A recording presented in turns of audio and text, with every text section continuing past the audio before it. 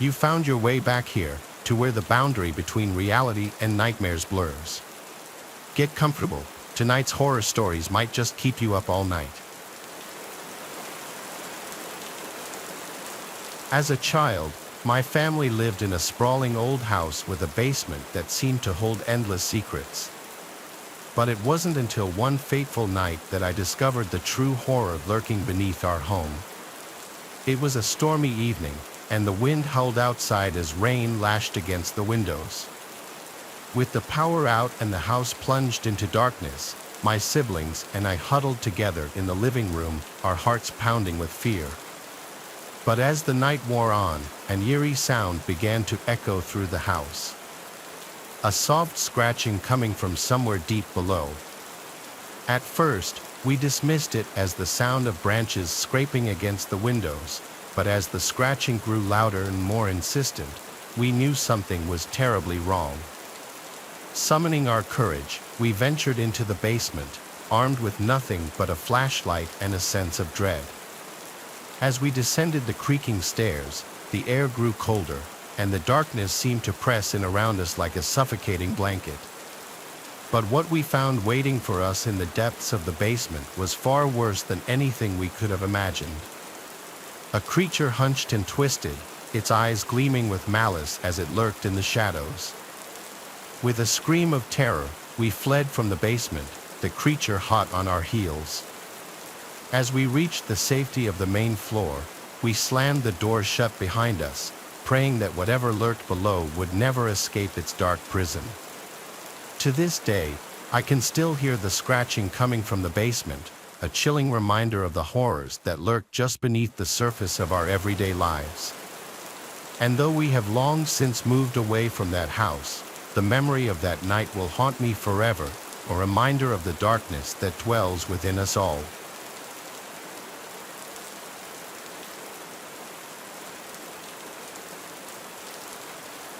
I've been a trucker for close to 15 years now. This happened to me in 2017. I was driving an overnight haul through the Mojave Desert in California, headed for a destination in Arizona. I think I was delivering appliances, but I don't really remember. It was pitch black darkness in every direction. The headlights on my semi were really dim at the time, and I'd been putting off getting them fixed forever. Usually, I couldn't tell the difference, but since there were basically no other cars on the road, it was much more obvious. I remember having to strain my eyes every few minutes to make out the road in the distance.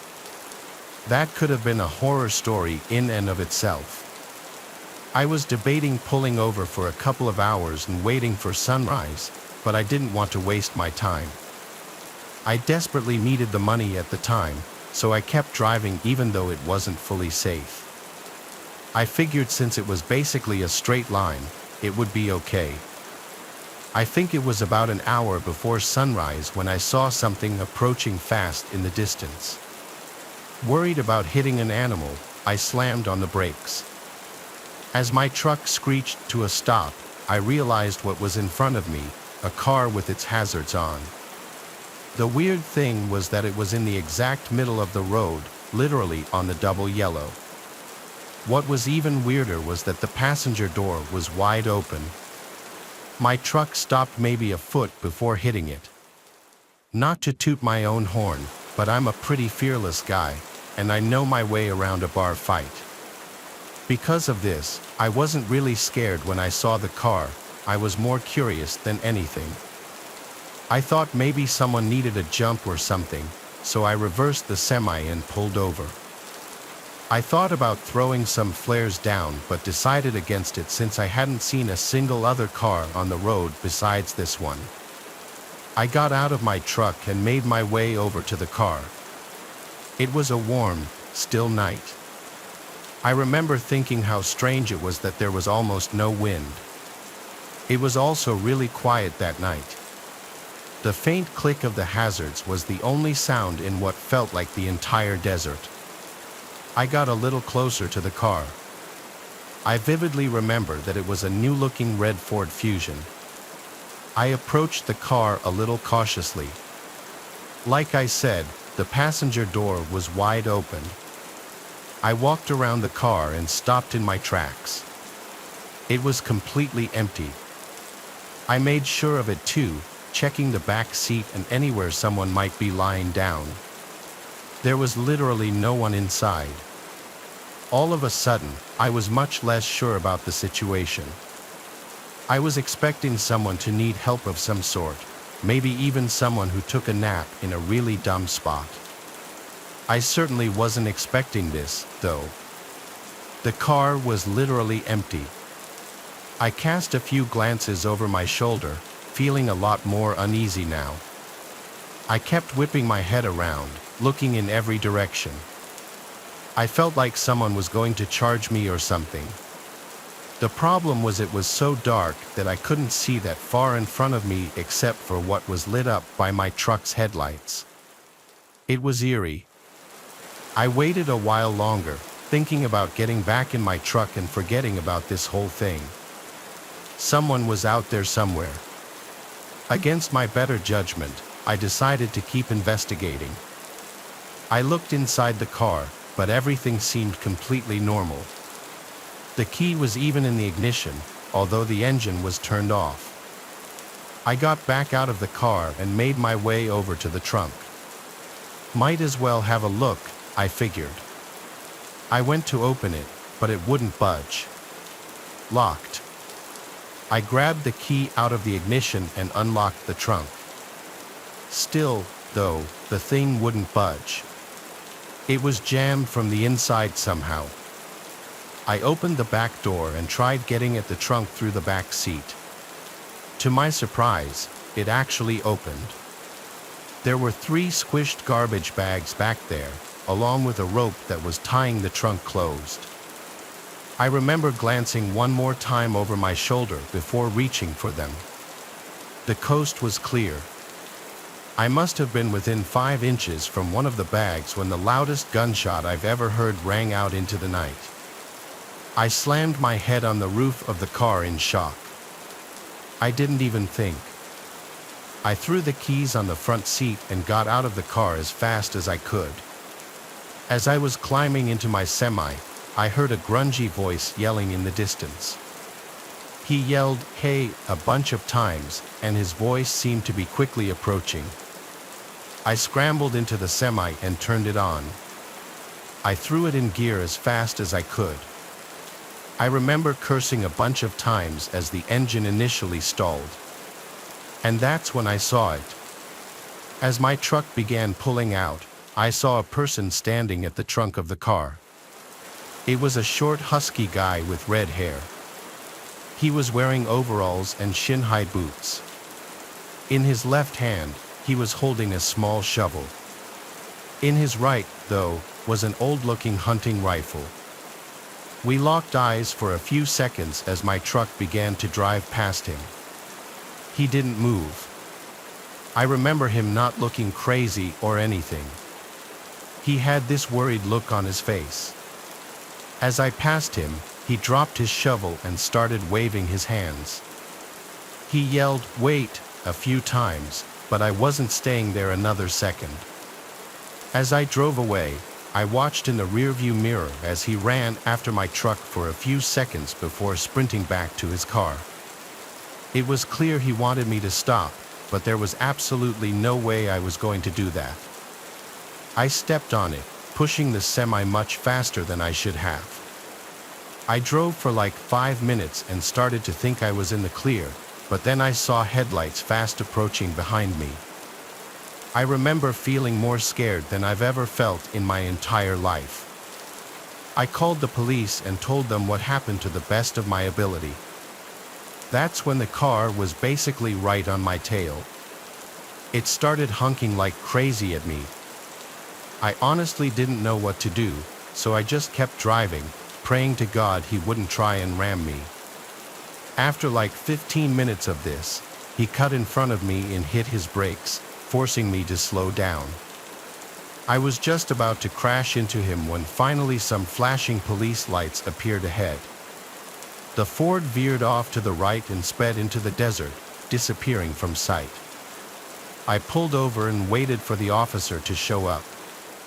I frantically told him what had happened, but the useless cop decided to get a report from me rather than chase the guy down. I was so pissed about that. I told the guy like twice that he could probably catch up to him if he left now.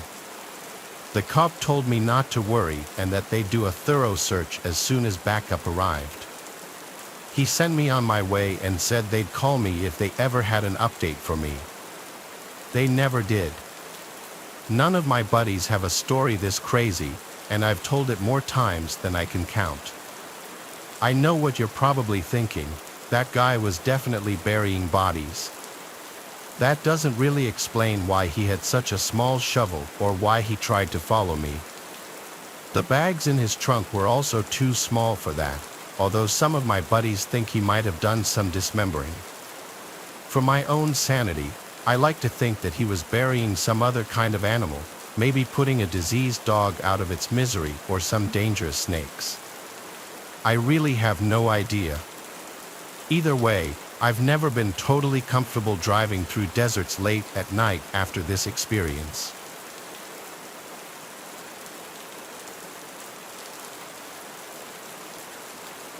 I'm sure you've seen some of the more modern videos online where truckers document their daily routines and provide tips for each other. Or maybe you haven't, but being as I'm on the younger side in this industry, every time I open TikTok or YouTube Shorts, that's all I see. I won't get into it, but I had to drop out of a pretty prestigious university for some personal reasons, and people always tell me I could have been more than a trucker. It's honestly not a bad gig though. I've been making deliveries for north of 2 years. Obviously, the only strenuous part of the job is the long hours. You can never truly gauge how the isolation will affect you without experiencing it firsthand. My only advice would be to make peace with whatever demons might be lurking in your subconscious, because they'll definitely eat at your brain in the lonely hours. That's what happened to me anyway. This happened to me 3 months after getting employed by my first company. I was basically as new in this trade as one could get. I was driving from southern New Jersey to Lafayette, Indiana, a 12-hour drive. 12 hours driving might not seem that crazy, but factor in the fact that I had just completed an 8-hour trip, and that should put things into perspective. I wanted to get deliveries done as quickly as possible, so I opted to drive through the night. I'd get to Lafayette just before 3 a.m. Things were going smoothly. There were virtually no other cars on the road, so I was able to push the semi a little faster than normal. About halfway through the drive, I remember reaching down at the center console to chug a Red Bull, but there weren't any. Of course, I had forgotten to restock my truck after completing my previous delivery. After slapping my dashboard a few times, I groaned in frustration, knowing I'd have to stop somewhere. There was nothing I hated more than having to make stops during my drives. I might be unique in this, but I always get exponentially more tired when my vehicle is immobile, even if I'm only stopped for like 20 seconds. After glancing up at the navigation, I figured I had no choice, either fall asleep on the road or stop and get an energy drink. In my brain, those options were pretty much equivalent. Reluctantly, I pulled into the first service stop I saw.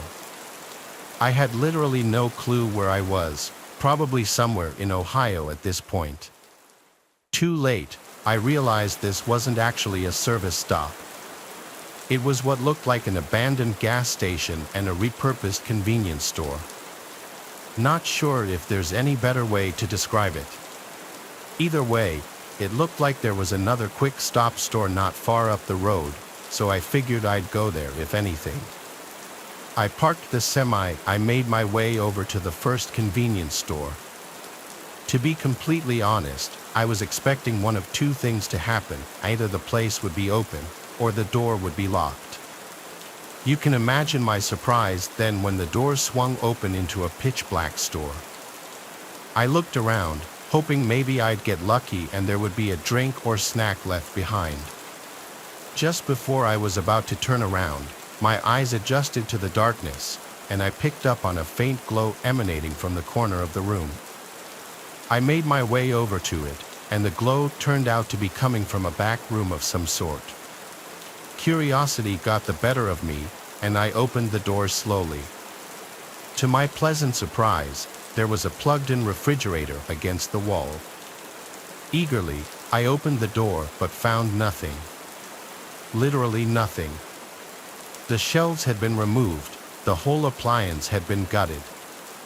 As I was shutting the door, I was 90% certain I heard a clatter from the main room, like something hitting the floor. I froze for a good 10 seconds. Had I imagined it? There was no way. Quietly, I walked back into the main room and looked around. Nothing. Part of me wanted to keep investigating, but I didn't have time for this. I walked out the entrance door and basically jogged to the other shop. It was open, thank God. I paid for my drink and made it back to my truck. Something about this whole stop felt wrong. I needed to get back on the road as soon as possible. I took one last glance at the abandoned store and noticed the door was now open. I was 100% positive I had shut it behind me. It wasn't my job to figure out what was going on here, so I started the engine and merged my semi back onto the highway. The caffeine started kicking in and snapped me out of my tired haze pretty quickly. My mind began to wander, and I started thinking about how bizarre that whole thing had actually been. I guess a squatter or an abandoned building wasn't the strangest thing in the world, but my brain couldn't explain that refrigerator, no matter what theory I thought of. I tried to forget about it and kept driving. It was then that I started noticing weird movements in the curtain behind me. Sweat started dripping down my forehead. I watched in the rearview mirror as the curtain seemed to billow and move, even though I didn't have the air on. I thought the worst, there was someone in my truck. I didn't have any weapons on me or anything, so I discreetly punched in the nearest police station on my phone. The drive there was the most tense and horrifying 20 minutes of my life. I kept imagining that person reaching out to grab me or trying to crash my truck. Finally, I approached the police station. I stopped the semi as close as I possibly could get and basically ran over to the police station. In seconds, my truck was surrounded by police, and after I opened the back, what I saw will stay with me for life. The police pulled out 3 homeless-looking people, 2 men and 1 woman. They were wearing rags and were wrapped in nasty-looking blankets. One of the men was armed with 2 switchblades. All 3 of them refused to talk but stared menacingly at me as they were getting cuffed. I have no idea what they wanted. I don't think I'll ever know.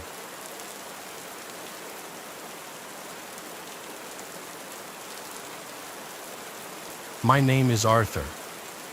I've been a trucker for various companies for the better part of 15 years now. Things have become pretty routine at this point.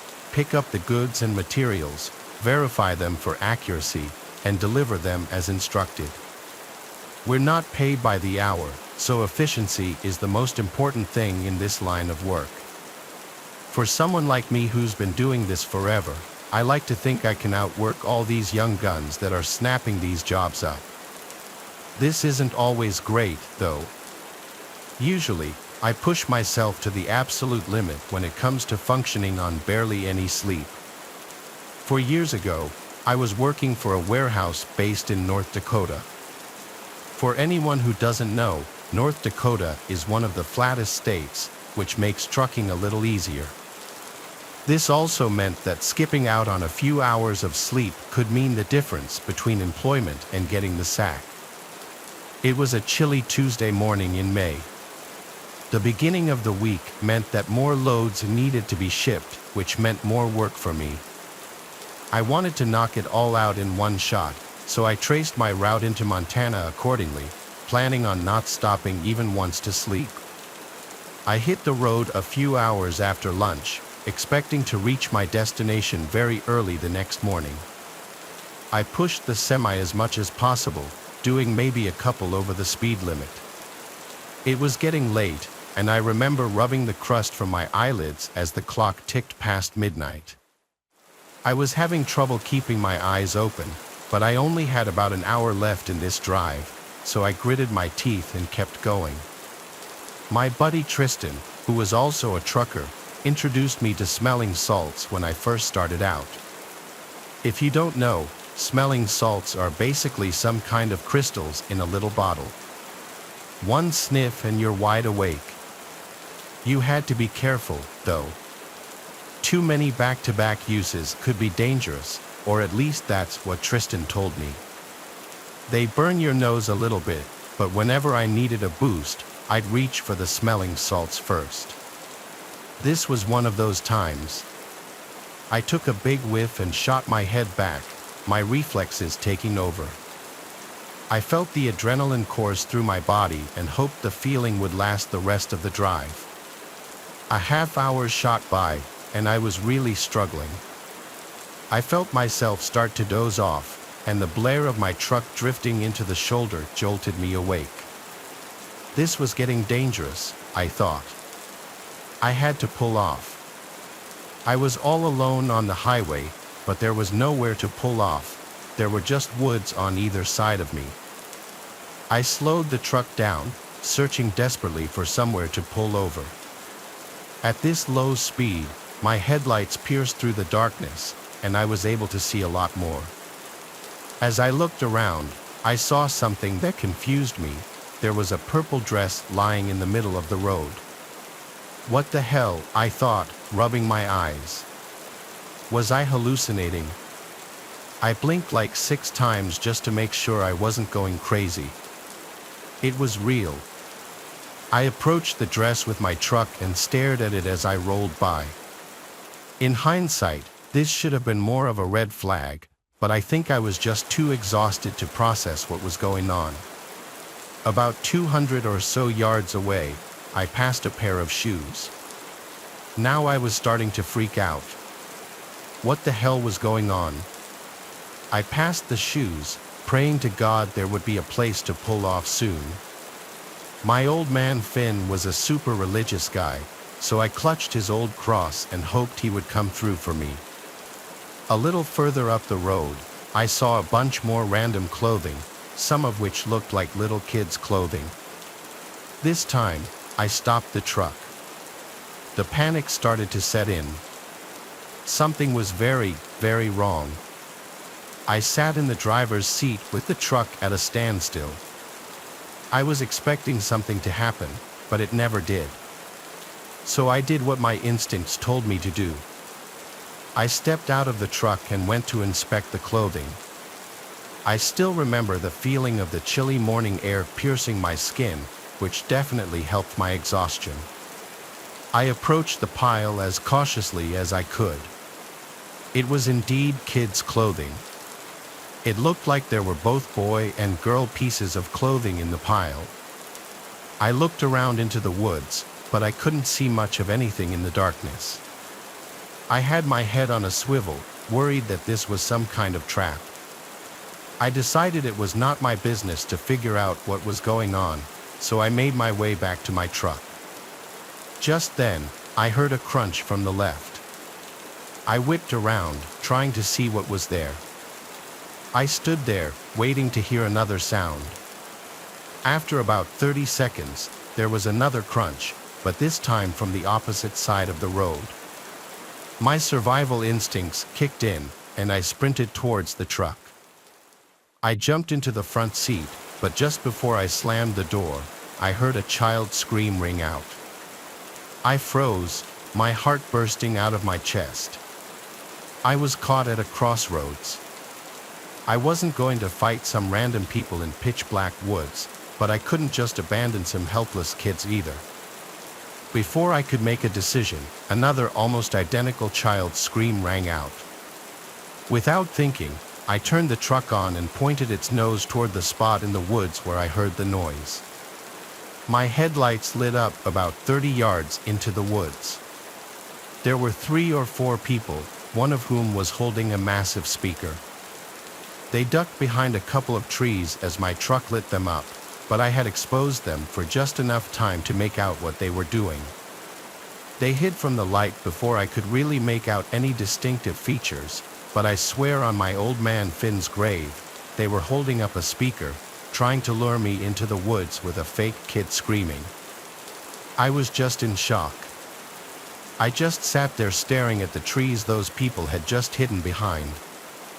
I reached for my phone to call the police, but before I finished dialing, I heard a thump from the body of the truck. Someone had thrown something from the other direction. I was done. I turned back to face the road and slammed on the gas. As I sped off, I could make out a person on the other side of the road. He shouted something I couldn't understand before launching something at the truck that cracked the glass of my passenger side window. I drove the final hour in silence. I was too scared to process what had just happened, but there was no way in hell I was stopping to sleep in those woods. I completed my delivery and then knocked out. I must have slept for 10 hours straight. When I woke up, the first thing I did was call the police, who told me they'd investigate those woods and give me any updates. I then thought about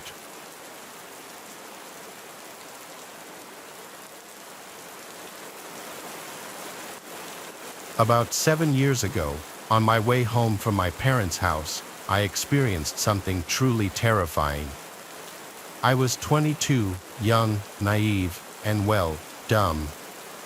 I had just moved into my first apartment, becoming the first in my family to leave our sleepy old train town. I visited home every Sunday to see my family, do laundry, and enjoy Sunday dinner. I lived about 45 minutes up the highway, so I generally headed home by 6 p.m. On this particular night, there was a relentless summer thunderstorm that had been pouring down rain all day. Just as I was packing up to leave after dinner, my cousins dropped in, so I ended up sticking around for a few more hours to visit. I left my mom's around 10 p.m. in the pouring rain. This was the first time after moving out that I encountered something that truly scared me. I never told anyone about this, possibly out of pride. Everyone always gave me trouble about living alone as a single female in a new area. Anyway, here it goes. I left my parents' house around 10 p.m. in the pouring rain. I'm driving down the service road that leads out of town and eventually turns into the on-ramp to the highway. As you leave town, the service road turns into one lane right in front of a quarry train loading station. I'm not really clear on what that place is, but it always gave me the creeps. If you're unfortunate enough to pass through when a train is crossing the road to load, you'll be stuck there for a while. Once the road passes the tracks, it turns back into 2 lanes and goes up a steep hill. As I'm approaching the quarry, I can make out the orange lights on a red cab 18-wheeler sitting in the quarry parking lot. Mind you, it's pouring rain, visibility is low, so I can't make out the trucker until I'm pretty close to him. As soon as I can see it's a trucker, he pulls out into the road. I had to slam on my brakes to avoid hitting the trailer on the back of the truck. I skid around on the road until I regained control of the car. Now I'm stuck behind this dummy who just pulled out without paying attention. I keep my distance because I'm flustered. For the record, my headlights were on, so if he had been paying attention, he should have seen me. Honestly, with the heavy rain and low visibility, who knows? So, I'm behind this guy as we cross the tracks and begin to climb the steep hill. Despite it turning into 2 lanes on the hill, he's driving right up the middle of the 2 lanes. Figuring he didn't realize it was 2 lanes, I just putter along behind him, keeping my distance. As soon as he reaches the peak of the hill and the road levels out, he moves over to the right lane. Yes, finally. So, I move over and begin to pass him. As soon as I get past the front of the truck, he swerves behind me quite abruptly and begins flashing his high beams at me. Usually, when someone flashes their lights behind you in our area, it means turn on your lights, but mine were already on. I checked as soon as he started flashing at me. Weirded out, I put my blinker on and safely change lanes to get out of his way. He follows my lane change and begins laying on his horn. The honking startled me, and I began to get a lot more flustered. What the hell did this guy want? I moved out of his way and my headlights were on. Why didn't I just speed up and zip away, you may be asking. Well, I grew up in this area.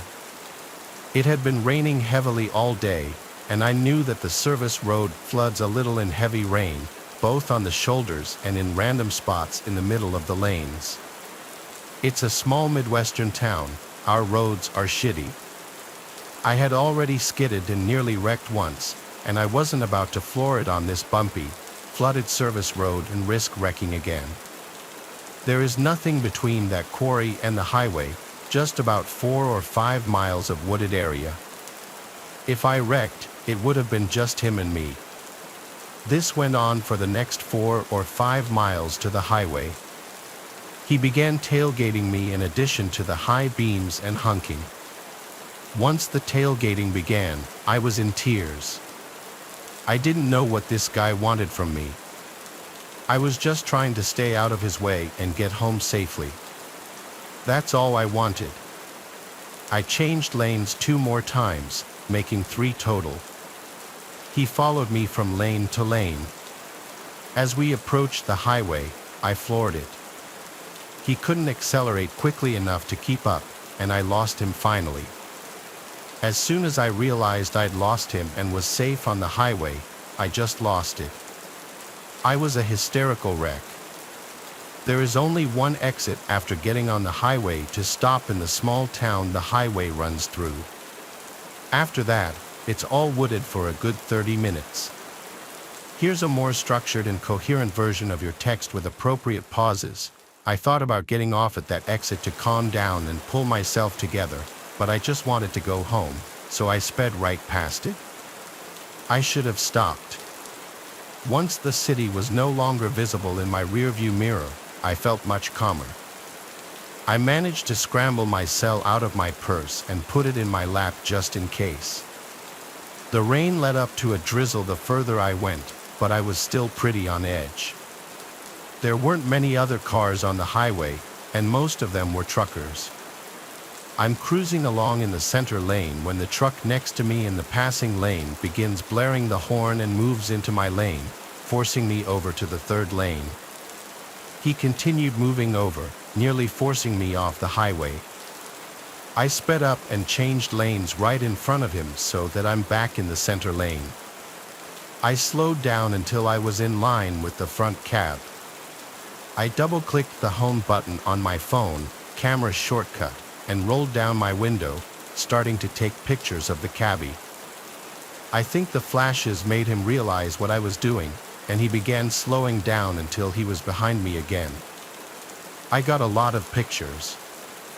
I sped up and lost sight of him behind me. I was satisfied I managed to get pictures, but I was so angry at this point. I pulled over onto the shoulder of the highway and waited for him.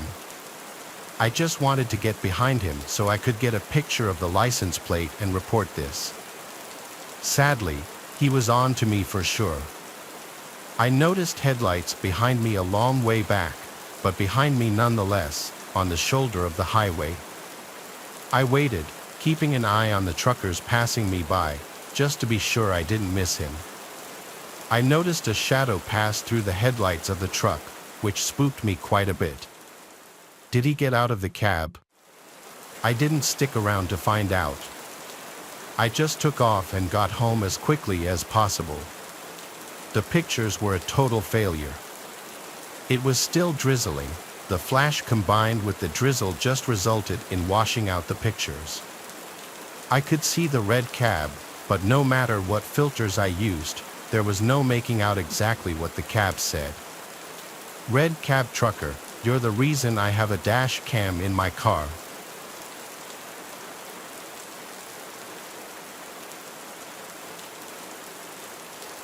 We were hitchhiking through Europe, my then boyfriend and I, and on our way back home, a truck driver picked us up.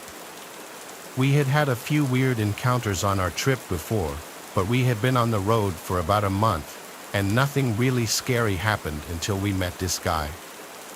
He was a young guy, about 25, quite regular, spoke English okay, and had been away from home for a long time. I was a bit younger, with my boyfriend being around his age. My boyfriend was tired, so he took a seat on the bed in the truck and wasn't really trying to hold a conversation. During our trip, we switched turns as I usually do when I hitchhike with someone. One person talks with the driver, and the other relaxes in the back, so I was in the passenger seat. I think my boyfriend was even dozing off a little bit when the driver started complimenting me and asking about my boyfriend. It was still fine, nothing too weird, and I was just trying to talk to be good company. As we moved on, I started to feel a bit uncomfortable, but I didn't let anything on and only told my boyfriend that we should find truck drivers from our country to make the last part of our trip in one go. I translated this to English immediately because the truck driver became agitated and suspicious of what I was saying. I explained that we were really tired and our plan was to find our truck drivers before he had to take a long break so that we could continue traveling without interruption. We stopped for a short break at a gas station, and my boyfriend decided he was going to look for another truck driver in the parking lot, leaving me with this guy alone. Damn, the truck driver came on to me real hard, and I was scared shitless and didn't fight back. I could feel how aroused he was, and there was no doubt about his intentions. Luckily, my boyfriend was away for just a minute. At that moment, I realized we needed to get out of this situation fast. I didn't want to say anything to my boyfriend because I was scared of how he would react, so I decided to pretend nothing had happened. I was determined to get out at the next stop. We reached a large gas station for truck drivers only and told our driver we were going to look for other drivers heading our way. During our trip to this station, this guy got in touch with another driver, saying he could also take us, maybe one at a time. Damn, I thought, now he's planning a threesome.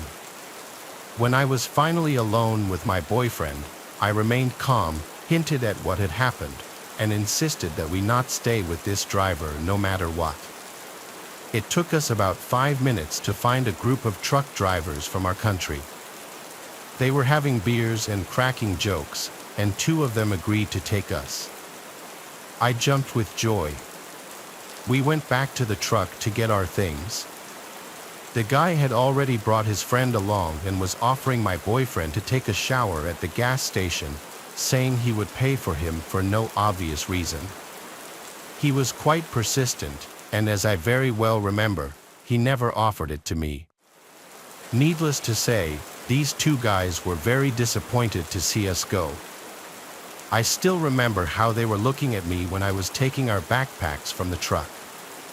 I have never told my ex-boyfriend the details. I was just lucky that we got away from that truck driver, and I think he has never realized how bad the situation was. At that time, I was playing it cool the whole time, but inside, I was shaking. I could see how desperate that truck driver was and how much he wanted to get rid of my boyfriend. I was so angry at myself for staying with him in the truck by myself, but then all of our things were there. I was also angry for not fighting him back, but it was so sudden, and I got really scared.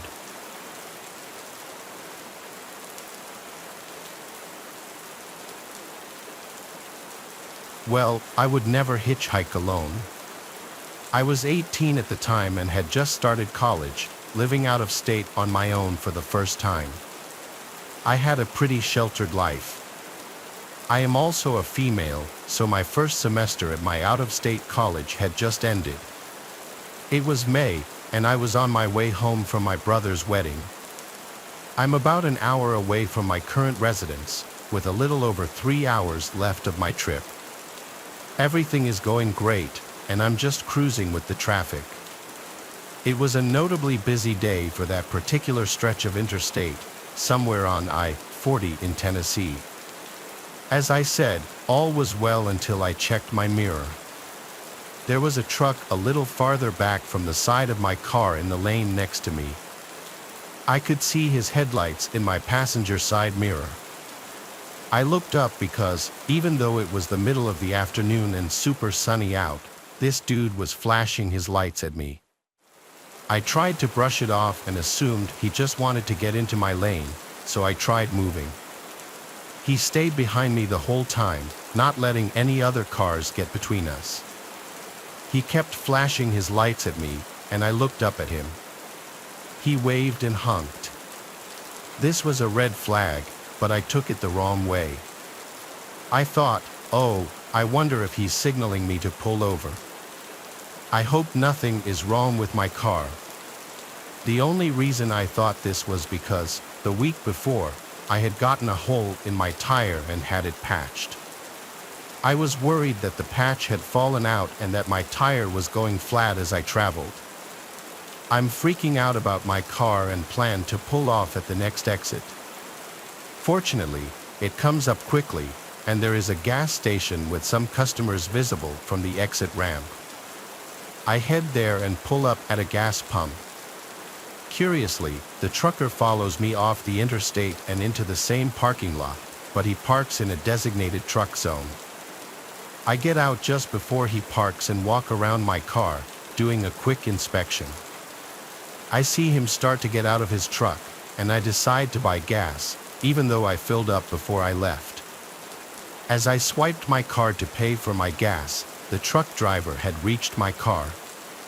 Lucky for me, since I was already pretty freaked out by him following me off the exit, I had my phone in my hand with 911 already dialed, so I would just have to hit the call button. I left my driver door open and stayed between that and the gas hose, with him standing a few feet away from the back end of my car, the hose separating us. The first thing this guy says to me is, "Well, aren't you a pretty thing?" I'm screaming in my head now, imagining all possible scenarios for an emergency escape. He looked to be in his late 30s or early 40s and about 170 pounds. Me, I was 18, 125 pounds, without much muscle or fat anywhere on me. I wouldn't have been able to fight back much anyway. I told him thank you.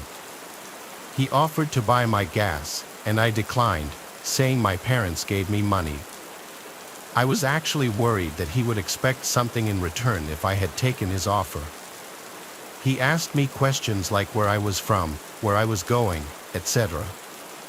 Something went off in my head that just said lie, so I did.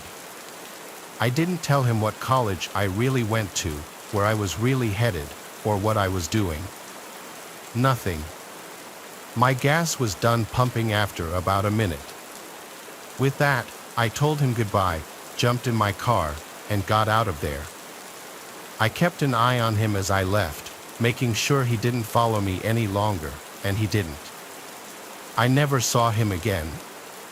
I don't know what he wanted with me that day, whether it was just to tell me how attractive I was or if he had something much worse planned. I really regret not reporting him to the police.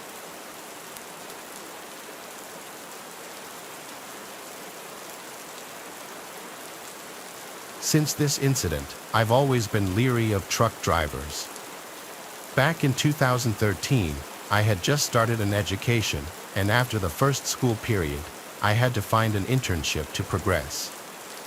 At the time, it proved almost impossible to get one, so while I was looking, I decided to take another job just to ensure we had food on the table. After searching for a while, I found out a friend of my fiance's family had his own handicapped bus company, a kind of taxi service for wheelchair users or otherwise disabled people, and he needed someone to cover the night shift since it was a bus that had to be on call at least 22 hours a day. Seeing that I'm quite the owl, I immediately told him that I'd be happy to take the job, and after I got the needed license, I was hired. The job was pretty basic: pick up and drop them off where they needed to go, and sometimes use a machine to get wheelchairs up or down some stairs. When there were no trips, I drove to a designated area and did whatever while waiting. I quickly found a truck stop in the area where I could park and catch some Z's. There was a gas station where I could buy coffee in the early hours of the shift. On the other side of the gas station's parking lot, on the opposite side of the truck stop, there was a rundown restaurant with a motel connected to it. To avoid disturbing the sleeping truckers if I got a trip in the middle of the night, I usually parked on the restaurant side. After parking there every night for a while, I noticed one particular room had a lot of people coming and going. In the beginning, I thought nothing of it. Then, one night at the end of summer, while I was half asleep with the windows slightly open, I suddenly heard yelling coming from the motel. A dude came tumbling out of the room and started running. A few seconds later, a big guy came running after him with something in his hand that I could not make out. I thought it was none of my business and went back to my half-sleeping waiting stage. Not much time passed, and my phone went off. I had a trip an hour's drive away, so I turned on the bus and was leaving the parking lot when I saw the big guy coming around the corner. The rest of the night I had back-to-back trips, so I didn't park until I got home. The day after, I didn't get a return to home zone until 2 o'clock or 3 a.m. When I arrived at the parking lot, the area where I used to park had fist-sized rocks strewn all over the place. Not connecting the dots at the time, I just parked a few spots over and started waiting. I fell asleep pretty fast but was jerked back into reality when a car right in front of my bus honked its horn, flashed the high beams, and revved its engine. I thought it was just some idiot who noticed me sleeping and found it funny to try to scare me, so I jumped out of the bus, about to tell him to screw off. But instead of driving off or stopping, the driver made the start-brake motion with the car, indicating that I was the one who should screw off. Then I connected the dots. Not wanting to seem like a pushover, I stood still and stared at the car, not that I could actually see anything with the high beams almost blinding me. After what seemed like a really long time, but must not have been more than 30 seconds, the car drove off. After that, I decided to park near the trucks from then on. A month or so passed, and nothing had happened since the car episode. I figured that nothing more would happen if I just kept parking by the trucks. Then, one night, I had a long 12-hour shift on a Sunday, and I didn't have time to eat dinner before work that day. During the first half of my shift, I had back-to-back trips with no time to eat. So when I got a return to home zone, I quickly parked in the far end of the almost empty truck stop and got ready to eat my now very late dinner that my fiancée packed for me. I wanted to watch some TV on my phone while eating, so I sat with my back against the driver's side door and got comfy. While turning my back to the door, I accidentally hit the door lock with my elbow, but that was my luck.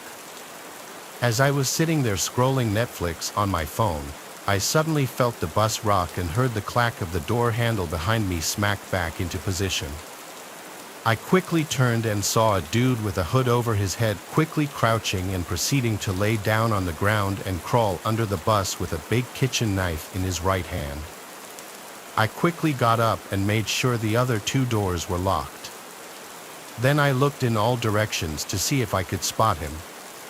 He was still under the bus, and I was sure as hell not jumping out this time since the knife made his intentions pretty clear. I turned on the engine, turned on the spots on the back of the bus, and looked around to see if it had scared him off. Lucky for me, it did. I saw him run off into a bushy, woody area at the end of the truck stop. I never parked at that truck stop again after that night, and I made sure all doors were locked every time I was parked.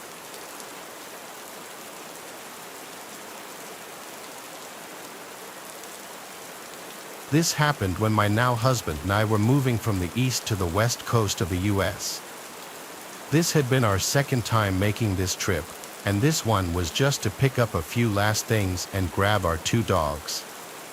At this point, we were just trying to make good time since we were tired of being on the road and would only stop for food and restroom breaks. So we weren't strangers to rest stops at odd hours of the day. I can't remember what state this happened in because we do a lot of traveling, and rest stops have all blurred together over the years. Anyways, my husband had been driving for a while, and it was time to switch off, walk the dogs, and stretch our legs. So we pulled into a rest stop around 3 o'clock or 4 a.m. There was only one other vehicle in the lot, most likely with someone sleeping inside of it, and not that many truckers in the truck area, so the rest area was fairly empty. I jumped out of the car and let my husband know I was going to run into the restroom before I let the dogs out. While I ran in, he was going to hang out by the car to have a smoke and keep an eye on our dogs. However, we parked our car by the dog area, and to get to the restrooms, you had to walk over this hill. You couldn't see the restrooms from our car. Being late at night, my husband decided to walk most of the way with me to make sure I got there okay. I wasn't worried but didn't mind the extra comfort of having him there. I finished up in the restroom and came out to walk the dogs and let my husband take his restroom break. Even though it was late and I felt a bit cut off from the lighted area of the rest stop, I wasn't worried.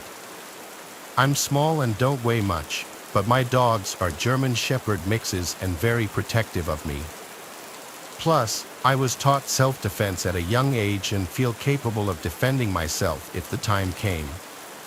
So I'm walking my dogs and letting them do their business when I noticed that one of the semi-trucks, which had been sitting on the far side of the stop, starts up and slowly drives in my direction. This didn't seem worrisome to me because they were on the trucker's side, and I assumed they were heading to the exit to get back onto the highway. I grabbed 2 doggy bags to clean up after my dogs and started heading to the trash can. As I'm walking, I'm suddenly blinded by bright headlights.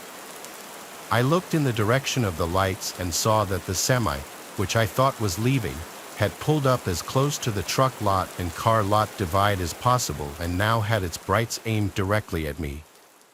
Pissed off that someone was blinding me with their brights, I quickly tossed the poop bags away and started walking back to my car. As I'm walking away, the dude starts flashing his lights over and over again. I'm almost to my car, wondering if I'm missing something and becoming more and more irritated. He starts creeping his truck in my direction again while flashing his lights. My dogs sensed my irritation and immediately went on alert, staring in the trucker's direction. I finally made my way to my car, and the guy is still flashing his lights while stopping his truck in my direction again. I don't scare easily, so I decided to stand there and glare in his direction. Then he finally stopped flashing his lights. Good, I assumed he was done and started getting my keys out to unlock the car.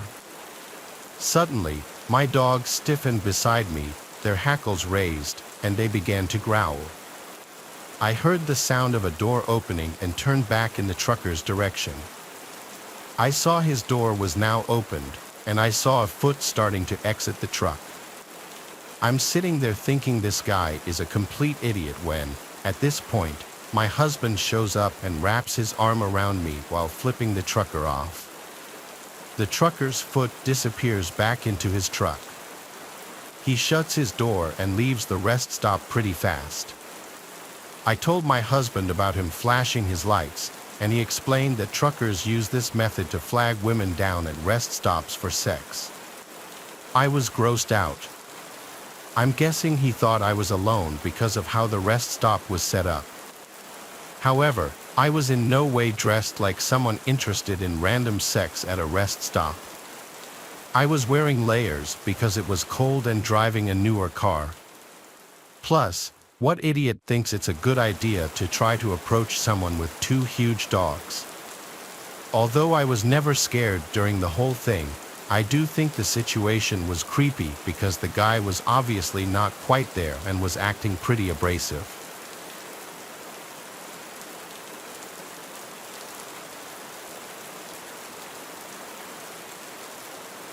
A few months ago, I was driving back to school from visiting my parents.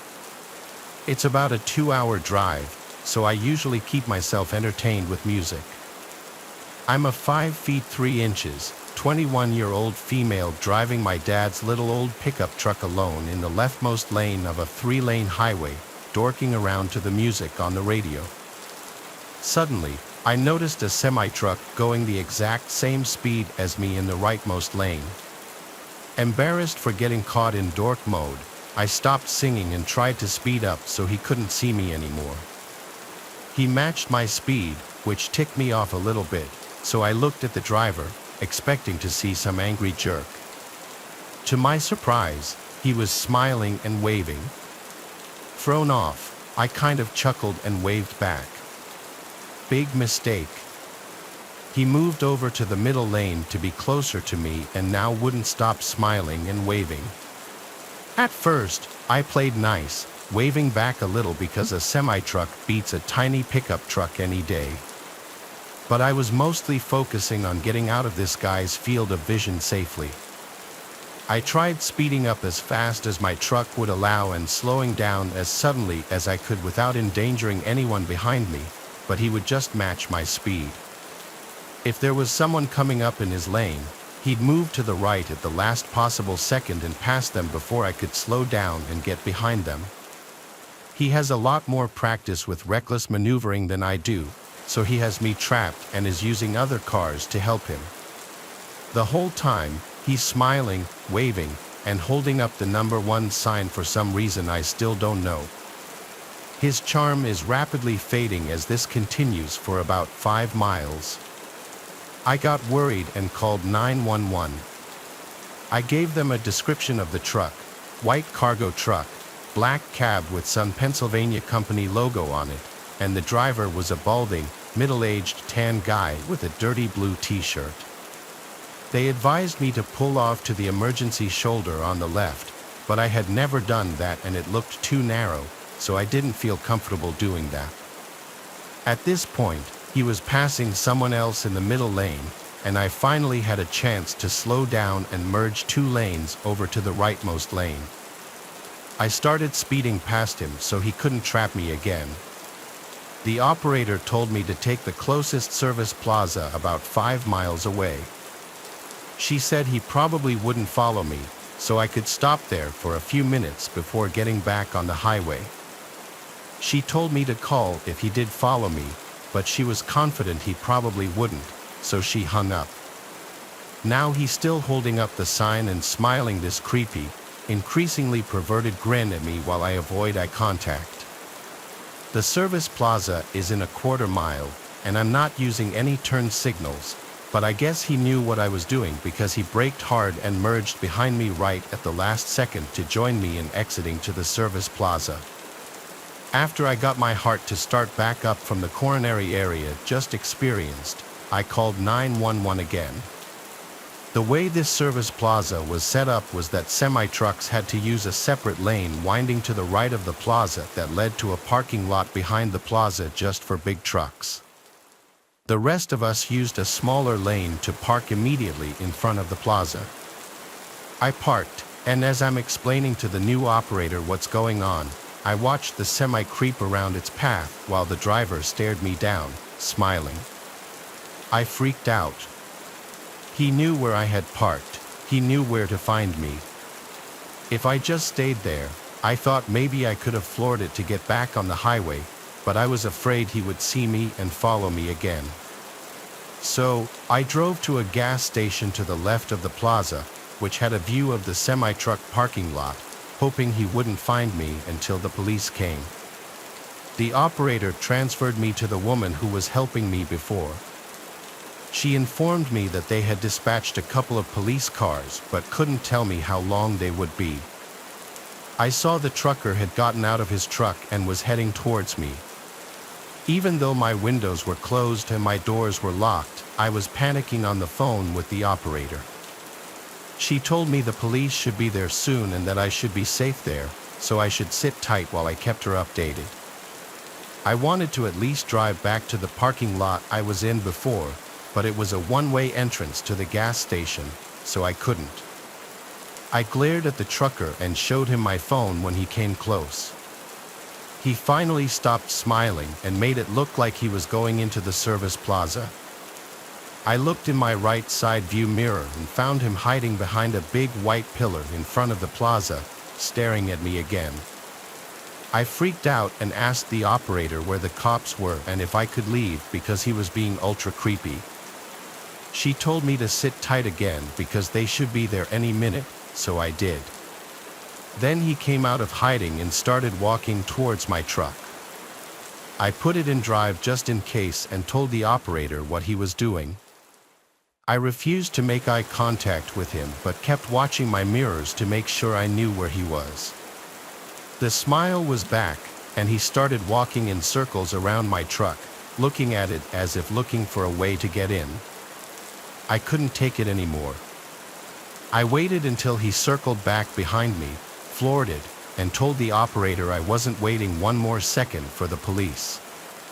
She apologized and told me the police would look for the man and talk to him if they found him, and that I should focus on getting home safely while keeping an eye out for him.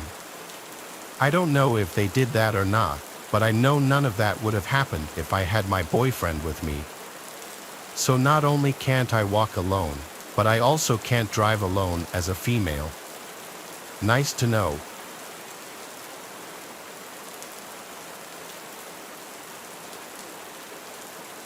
I've worked in manual labor my entire life, but I took a gig hauling trucks for a few years in the early 2000s. I got an offer for a package that I couldn't refuse in the way of full-time pay with part-time hours if I could meet the arrival times. I got insurance benefits, everything an employee dreams about. I got my commercial driver's license as well as a few other certifications, and found myself on the road just a month or so later. I had a lot of jobs where things got weird or just crazy, but one particular evening makes the others pale in comparison. I don't like stories with a lot of fluff, so I'm just going to jump right into it. I was on a return trip from Oregon to Minnesota. I had already made one delivery, hooked up a second, and was now technically on my way home. This was about the halfway point. Weather was great, I was feeling good and motivated. My time on that trip was well ahead of schedule, so I made sure not to push it or burn myself out. I found it super defeating to get home from a long haul and be too exhausted to enjoy it. It's always better to take a little time and stay level. I also have a bit of a heart condition, so heavy caffeine intake isn't an option for me. Most of my life has been all natural, using whatever remedy I could come up with to keep my energy up. The biggest influence was just a good diet, exercise, and a consistent sleep schedule. That means I stopped every night generally at the same time, got a good amount of rest, and that's it. Many of my trips were clocked to the very last second, but I managed to always arrive on time. I passed over the Idaho border and started gunning through Montana. Lots of beauty, but ultimately not much in the way of civilization out there. The route took me through Missoula and some more established townships. Between them, though, you'd be lucky to find a service station of any kind. Rural stretches like this always kept me on my toes as I'd heard horror stories about guys running out of gas, blowing tires, or encountering engine trouble. There isn't help for 75 miles in each direction. On top of that, some of these rural stretches don't see a lot of traffic. Some early mornings, I wouldn't see another car on the road for an hour at a time. I had my eyes set on a trucking station out in the middle of nowhere between Bozeman and Livingston. I'd roll through Bozeman around dinner time, grab a quick bite to eat, then push on towards the station. I'd let my food settle and digest a bit. After an hour of driving, I'd hit my target, pull over, and be totally ready for bed. I liked routine, structure, and having a plan. That night, everything was supposed to be simple. At first, it was. My plan was going smoothly.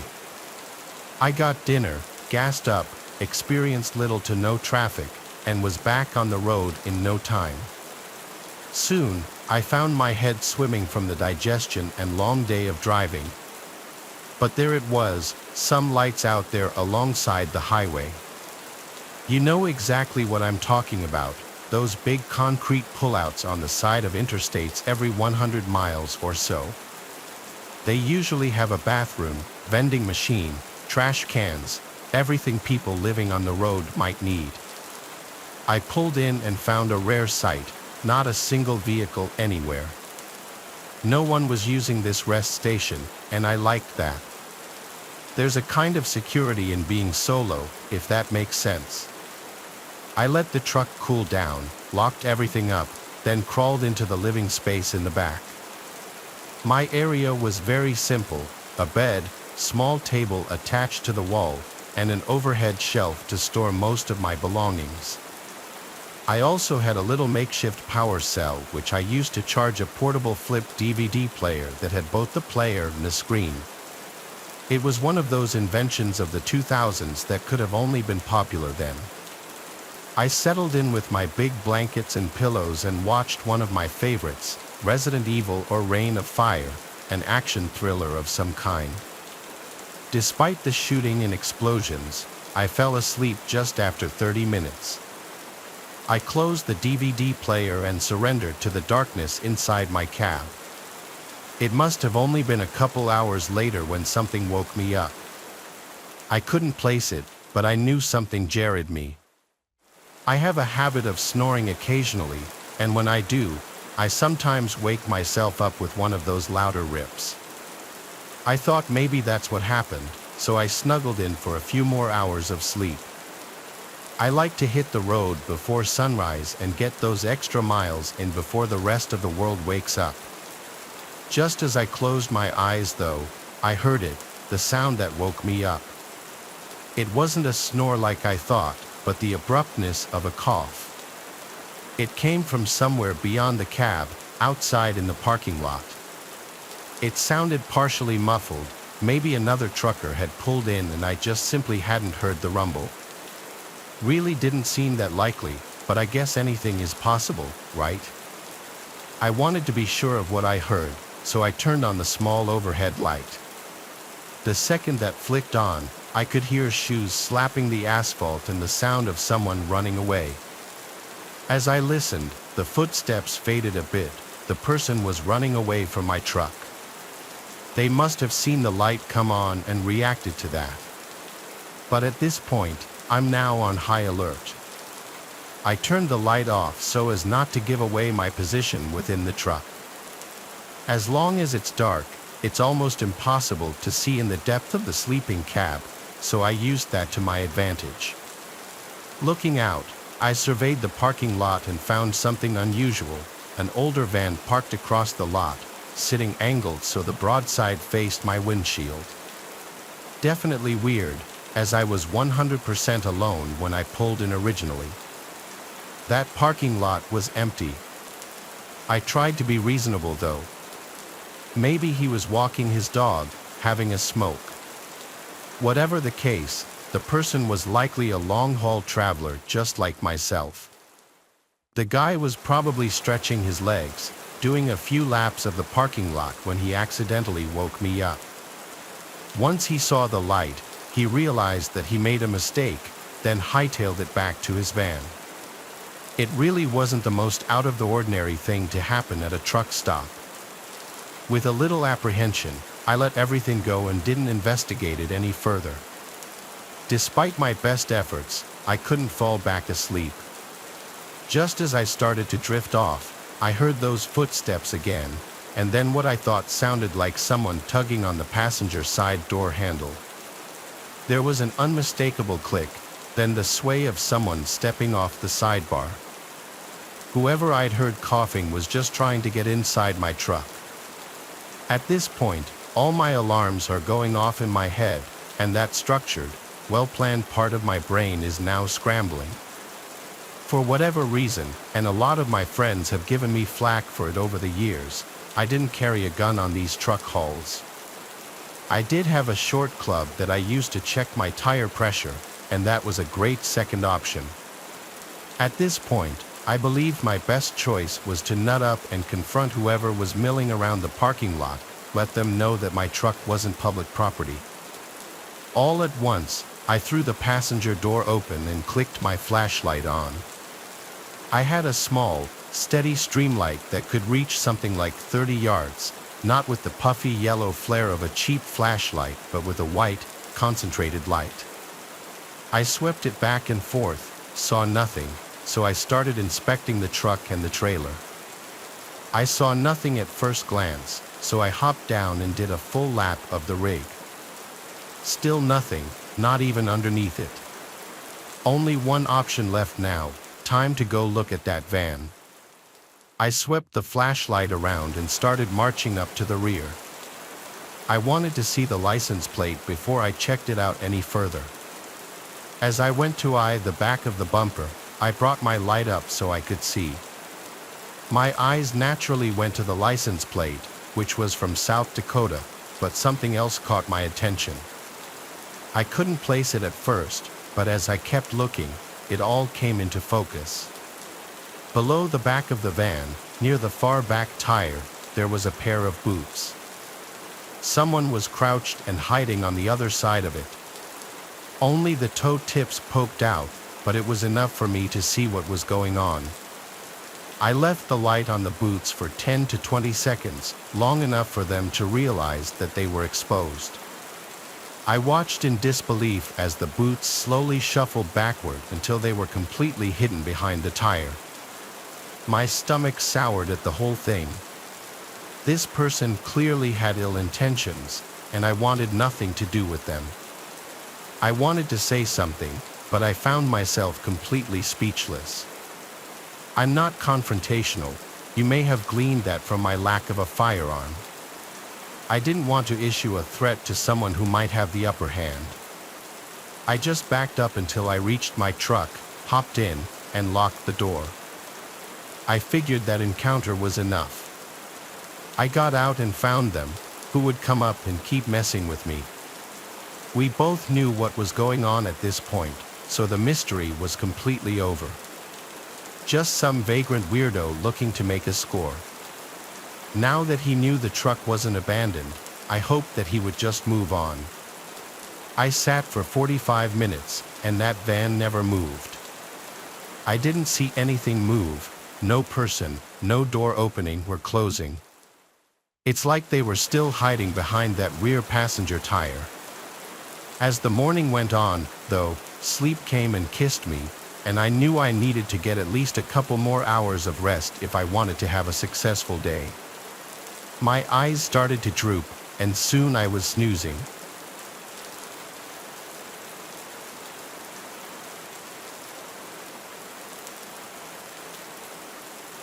The sound that woke me this time was clear, loud, and right outside the door. It was the sound of a man clearing his throat, the sound someone makes when they want your attention.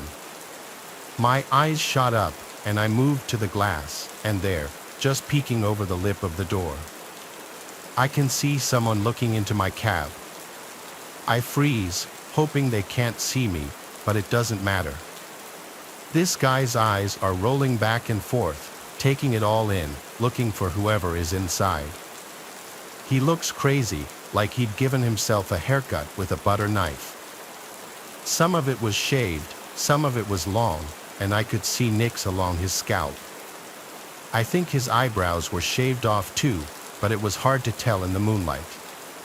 I could literally feel this guy pulling on the door handle, making the entire truck move. I did the only thing that I could think of, shout as loud as I could. "What do you want?" I hollered at the glass, still motionless in the back of the cab. This is also a censored conversation, as I remember swearing in literally every sentence that I spoke to this guy. He said, "It's me." "Who?" I asked. Okay, maybe this was a case of a mix-up. I sat up and reached for the club on the floor. "It's Henry, come on," he pleaded. "I don't know you. I'm not from here. Now please just get away from my truck," I explained to him. The conversation devolved from that point forward. Playing hard to get. I like it. "Let's do something different," he said. This guy went on at length about what he wanted to do to me. None of it involved violence at all. Everything this guy said was sexual from start to finish. I'm watching this guy lick the window of my semi as he tells me he wants to kiss my feet, worship me, pleasure every part of me. I'm not homophobic, but the whole thing was nauseating. As he's going on and on and on about his sexual fantasies, transitioning into what he wants me to do to him, I'm yelling for him to just please go away.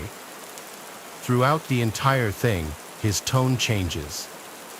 He starts talking about his desires, which were much more violent. This guy wanted someone to hurt him during their sexual escapades, punched, choked, tied up, and abused, the whole shebang. I couldn't really believe what I was hearing. He switched from licking the window to tapping on it before finally smashing his fist into the glass. I had to do something. I remembered my portable DVD player and, for whatever reason, came up with this weird little plan. I opened it up and faced it away from the front of the cab so the light would illuminate my face, but he wouldn't be able to see what the light was coming from. "I'm calling the police," I said, hoping the light source would look like a car phone or a radio. "I've got your South Dakota plates too." "Nathan?" he asked. "I'm not who you're looking for." "Now get the hell out of here, man," was the last thing that I ever said to this person. I watched him leap down and start running all in one swift motion. The van fired up and, without even turning its headlights on, fled from the parking lot like a bat out of hell. Honestly, I ended up doing the same. After another inspection of the trailer and tires to make sure everything was secure, I rolled out and made for Livingston. That morning, I really played with the idea of calling the police and making some kind of report, but thought it would be more trouble than it was actually worth. I didn't have the actual plate number, just that it was a Dakota van, so I figured my report would go absolutely nowhere. It wasn't until I got out of trucking that I realized how common this type of encounter was, especially after the invention of Craigslist. Truck stops have always been known for midnight rendezvous, but became explicit for random hookups all over the country, particularly for traveling men who wanted to experiment. Whoever that Henry guy was, he thought I was Richard, who was probably another trucker rolling through Montana that night. Henry must have gotten the truck station mixed up, or Richard was late to the arrival, so he got us confused. Regardless and whatever the case, I'm very glad that I had my doors locked that night, as I could be telling a very different story right now. Have a plan when you hit the road and always stick to that plan.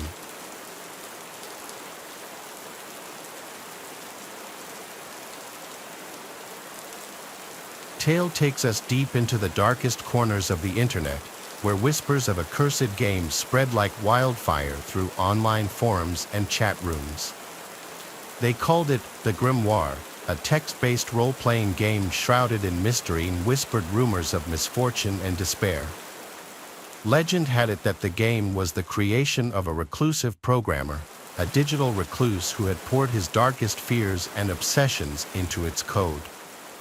But something went wrong.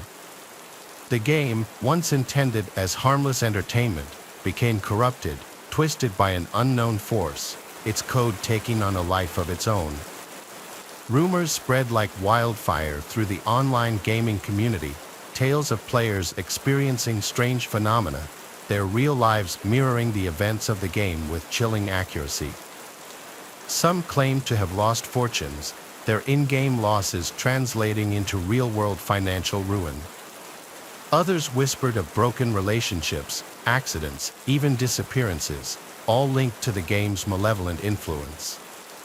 The game, it seemed, had a way of reaching out from the screen, of blurring the lines between the virtual and the real with terrifying consequences.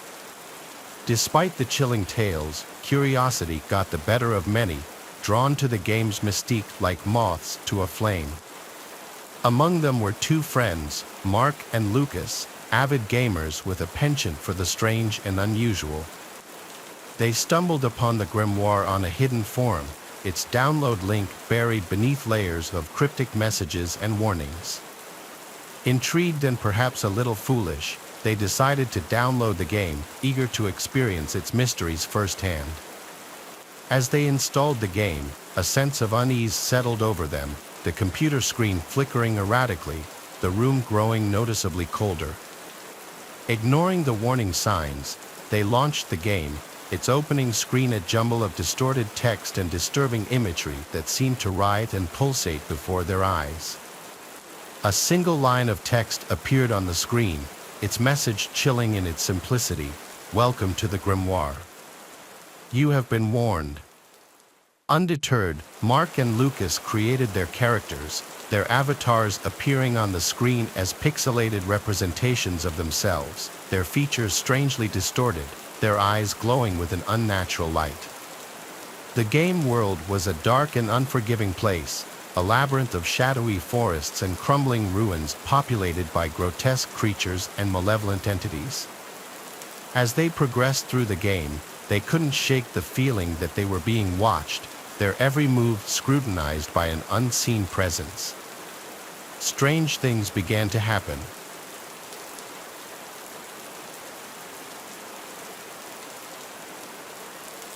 This is something that happened to me when I was much younger. I believe I was about 11 or 12 during this time. I lived at home with my older brother and my parents.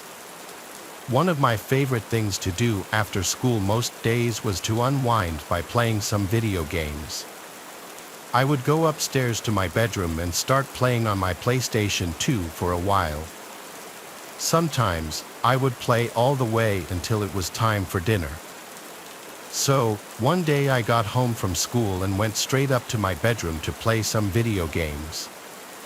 Both my parents were still at work, and my brother was still at school. That's how things usually were for an hour or two after I got back on most days. I remember playing video games, and a little while in, I heard my brother getting home downstairs. The front door opened and closed, and I heard him walk inside. I thought nothing of it and I kept gaming. But about an hour later, I got a call from my mom. I had a home phone in my bedroom and saw through the caller ID that it was my mom's cell phone. When I answered, she told me that she was on her way to pick up my brother from his friend's house, and they would be home soon. My dad was going to pick up some food on the way home from work, and she wanted to know what I wanted.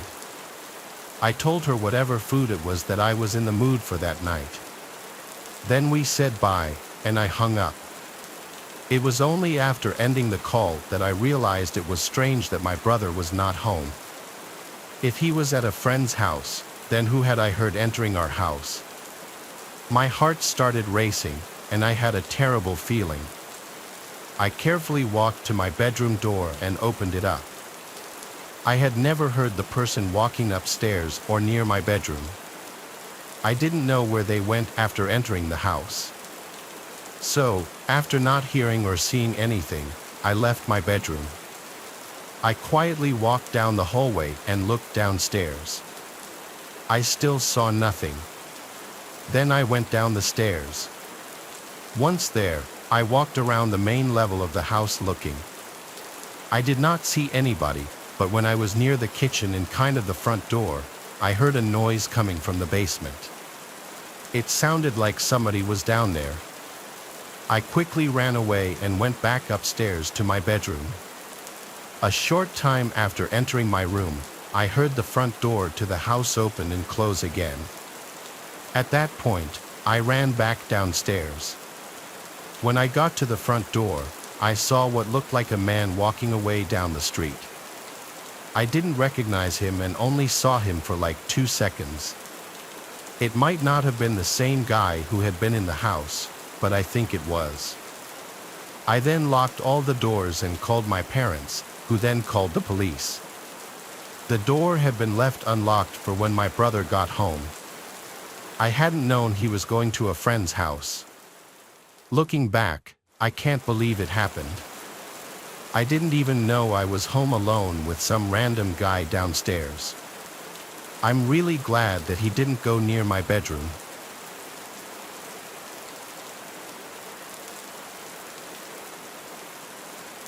This happened when I was like 16 and in my heavy gaming phase, still living with my parents. I played a lot of League of Legends in my room on my computer in those days, especially in the summertime when it's so unbearably hot outside and I preferred to stay inside in the air conditioning. Anyway, way back when I lived at home, I'd have the place to myself a lot because my parents traveled a lot and I was the last one to move out. If I recall correctly, this was on a Friday night or a night that school was out the next day because I was staying up late. After I got home from school, I submitted a paper that was due that night to get it over with. Then, I had to do some shopping afterward on my mom's orders since they'd be gone for a while. It was how I earned my keep in the house, according to my dad. They left cash for me to use. I always had to show them the receipt though so that I wouldn't just pocket any of the money. My mom gave me a shopping list, so I went to Whole Foods in my old Camry, my first car. Shopping took about an hour. While in the grocery store, this guy in line behind me started talking to me, and I don't know why. He made a comment about one of the things I was buying and just wouldn't stop, even as I was bagging my groceries. He kept talking to me, which I found weird. He wasn't paying attention to anyone else. I was still nice though. When it was time to leave, I said, "Have a good one," and left. I went out to my car in the parking lot, packed the trunk, then headed home. It was a scorching hot day as we were in early June. I wasn't looking to go out and do anything outside. Once I was done with everything I needed to do, it was dark out by now, so I got right on League of Legends on my computer and texted my friend David to get on as well. He joined my party, and we played some dual rank as we always did. I was using my noise-canceling headset. We were committed already to playing League of Legends all night and ranking up, so of course, I needed to take a break to make dinner at some point. Probably 2 hours into playing, I told David I was going to eat dinner and I'd probably be back on in an hour. He said he'd be back on later too. So with that, I took a break and made some pasta for dinner. The kitchen is downstairs and my room is upstairs. While I was sitting in the kitchen eating, I knew for sure I heard a thump from upstairs. Did it sound like a footstep? I wasn't sure. It could have been any number of things, but the last thing I'd imagine it would be was a footstep. I did, however, go and lock the front door. Now, oftentimes for a while, I would leave the door unlocked just because my parents' house is in a good side of town, and I just never took the idea of a break-in seriously. It's something you hear about on the news, but don't think it'll ever happen to you. I went upstairs, and I don't know what I was expecting, but I said my brother Tristan's name into the hallway. I knew he wasn't supposed to be here, but I don't know. I heard a sound and I felt the urge to see if anyone was here. When no one answered back, I went back to my room and got back on League of Legends. I put my headset back on and texted David that I'm going back on. Shortly after, he came back on. We started playing again. A couple of games in, I looked to my left at the doorway of my room into the hallway. I don't know if something in my peripheral vision or some other sense felt something there, but I would leave the door open when I was home alone as my mom would tell me to. The hallway was dark except for the one little nightlight plugged into an outlet. My room shone blue from my wall lights. Some of the blue poured into the part of the hallway closest to my room. In between the crack of the door was total blackness. I couldn't see through it. I didn't think anything of it. After our next game, David said he was taking a leak and walked away. While we were in the lobby, I looked at my phone, then looked back out to the hallway, and I noticed something was different. Now I could see through the crack of the door into the hallway. My first thought was someone blocking it just minutes ago? By instinct, I spun my chair around to face the bed behind me, and there was a man sitting on my bed with his freakishly upright posture and his hands resting on his thighs. He almost looked to be smiling. I was so alarmed I jumped out of my seat onto the desk and crawled onto the desk, causing my monitor and basically everything else to fall off of it. I screamed, "What do you want?"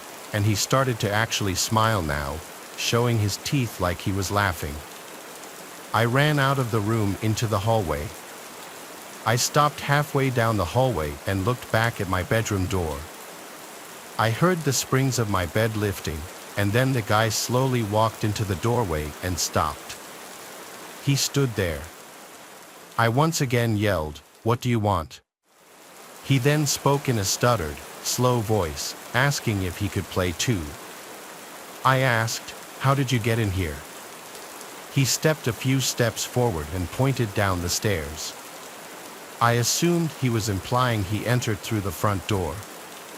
I was at a loss for what to do, so I ran down the stairs to the landline phone, as my cell phone was still in my room. I grabbed the phone and a kitchen knife and screamed, "You need to leave. I'm calling 911. I heard footsteps walking down the steps, and the last time I saw the guy was when he walked past the kitchen, looked at me, and then I heard him walking out the front door. I ran to slam it shut and lock it. For the first time ever, I was ashamed of myself for leaving the door completely unlocked. I held the phone for a few minutes, deciding whether to tell my parents. Ultimately, I did. My mom was concerned at first, then grew livid, so much so to the point that she put my dad on the phone. He told me to go through the house and make sure nothing was taken. I went through every room, and honestly, everything seemed in place. I said the man seemed like something was off about him. The man didn't seem overtly hostile, but something was wrong with him, and I don't know what his intention was. The image of him sitting on my bed and the realization that he was watching me through the crack in the door was haunting enough.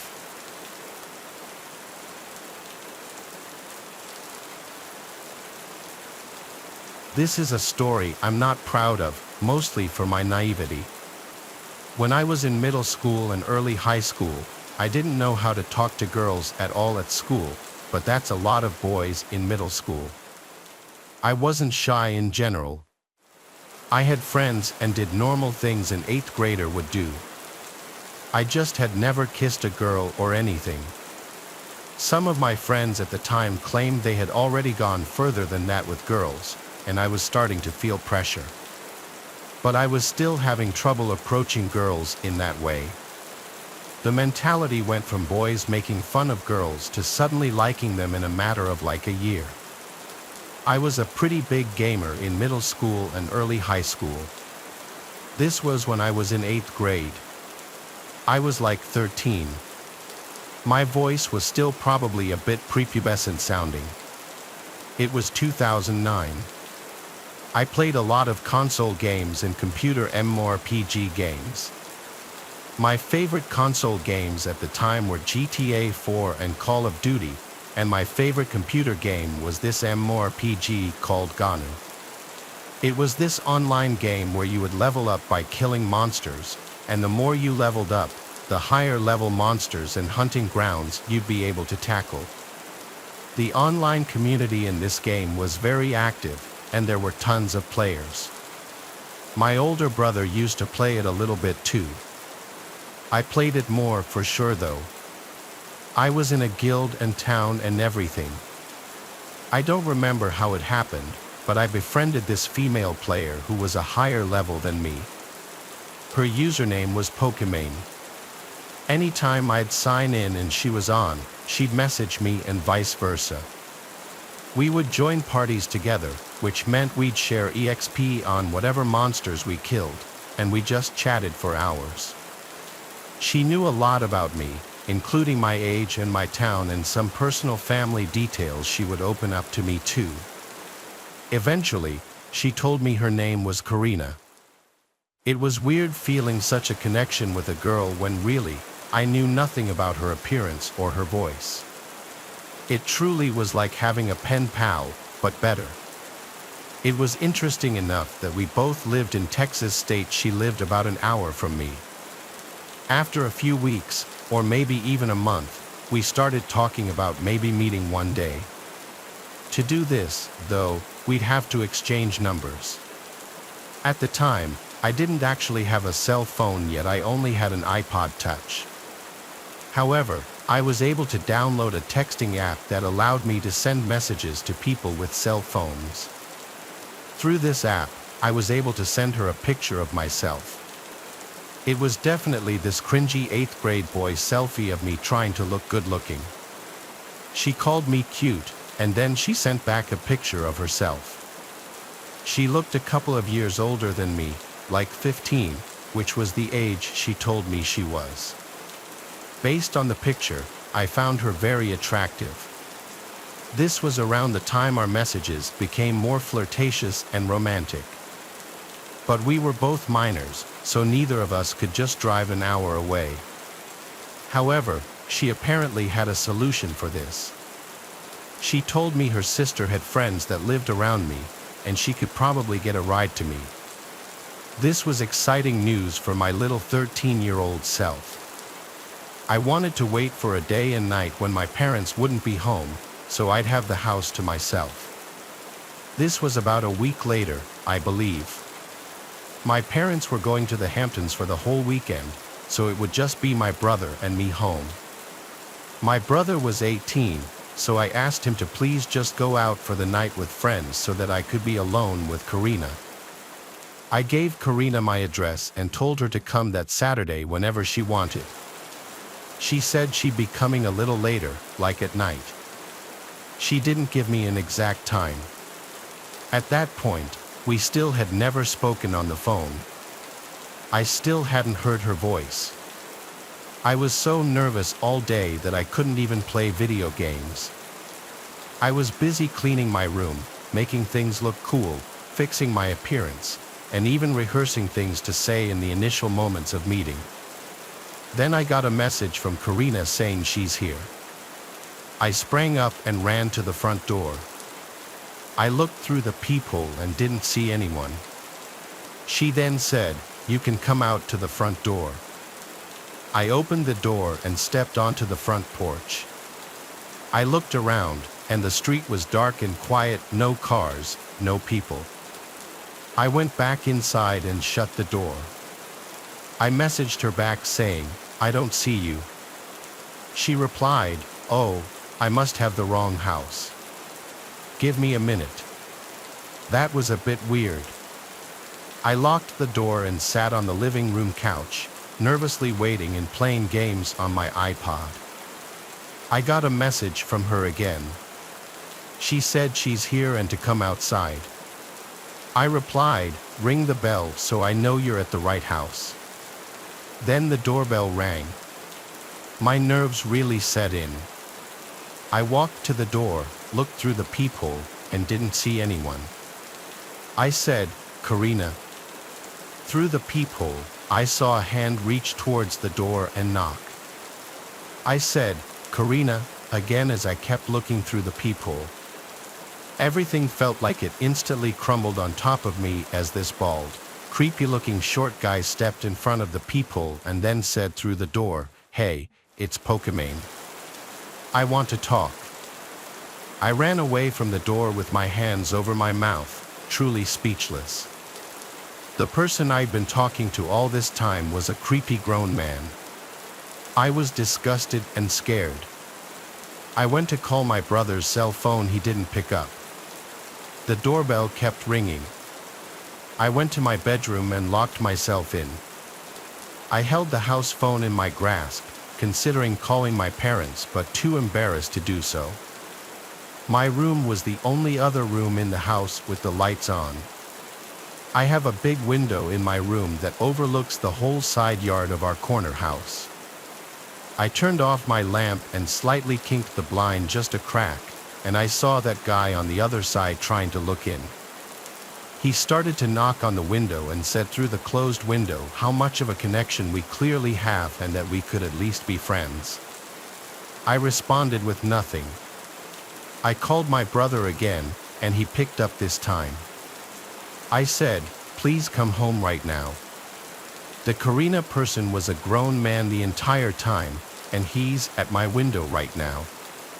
My brother's always been pretty big, even as a teenager. I'd feel safer with him being here. He said he was coming home with his friends right now. We stayed on the phone so I could tell him if anything happened. I ran to my parents' bedroom upstairs and hid there. The man was blowing up my message app, saying he would like to talk and that there was a reason he had to lie about who he was. When my brother got home, he told me he saw the guy outside. My brother and his 3 friends confronted the creepy short man outside. I went outside then to watch the 4 of them intimidate the man, calling him a sicko. The man's defense was that he was concerned for my well-being, inviting strangers from online over, and that this was supposed to be a learning lesson.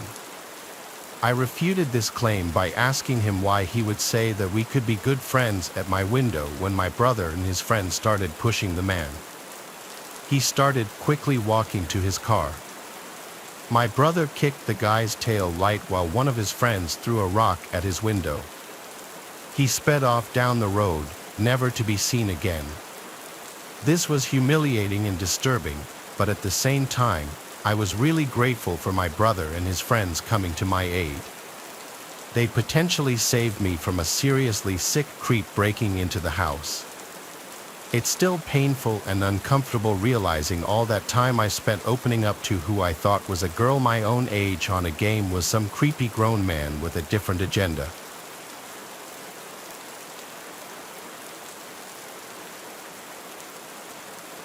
Our first story begins on a Friday night, the air thick with anticipation.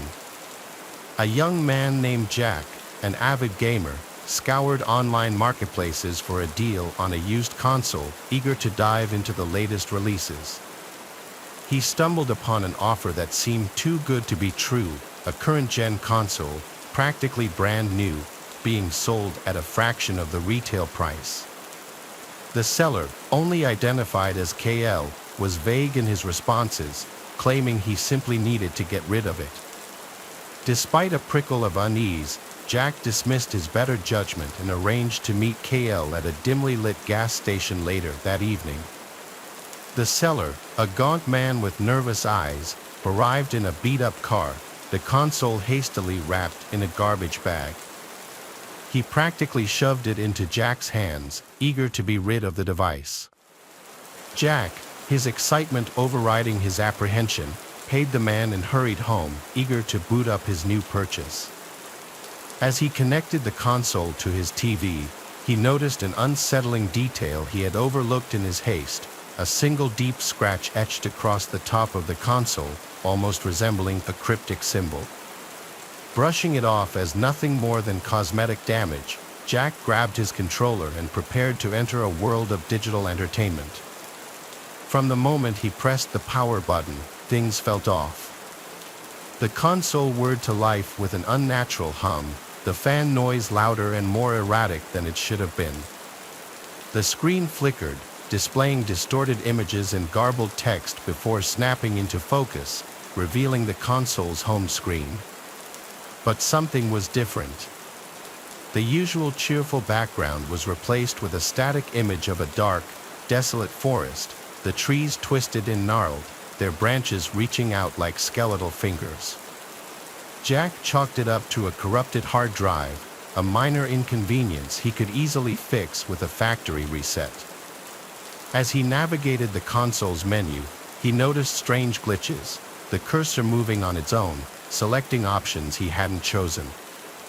The console seemed to have a mind of its own, its actions becoming increasingly erratic and unsettling. Unease curdled in his stomach, but Jack, determined to make his new purchase work, continued to tinker with the settings, attempting to restore the console to its factory settings. His efforts were met with resistance, the console seemingly fighting back, the screen flashing with disturbing imagery, grotesque figures with hollow eyes and gaping maws flickering in and out of existence. Cold dread washed over Jack as he realized that this was no ordinary glitch.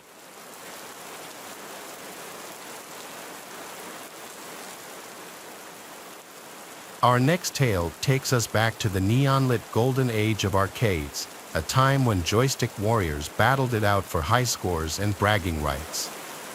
In the bustling heart of the city, nestled between a dingy pizzeria and a flickering neon sign promising adult entertainment, stood the Pixel Palace, a haven for gamers seeking an escape from reality.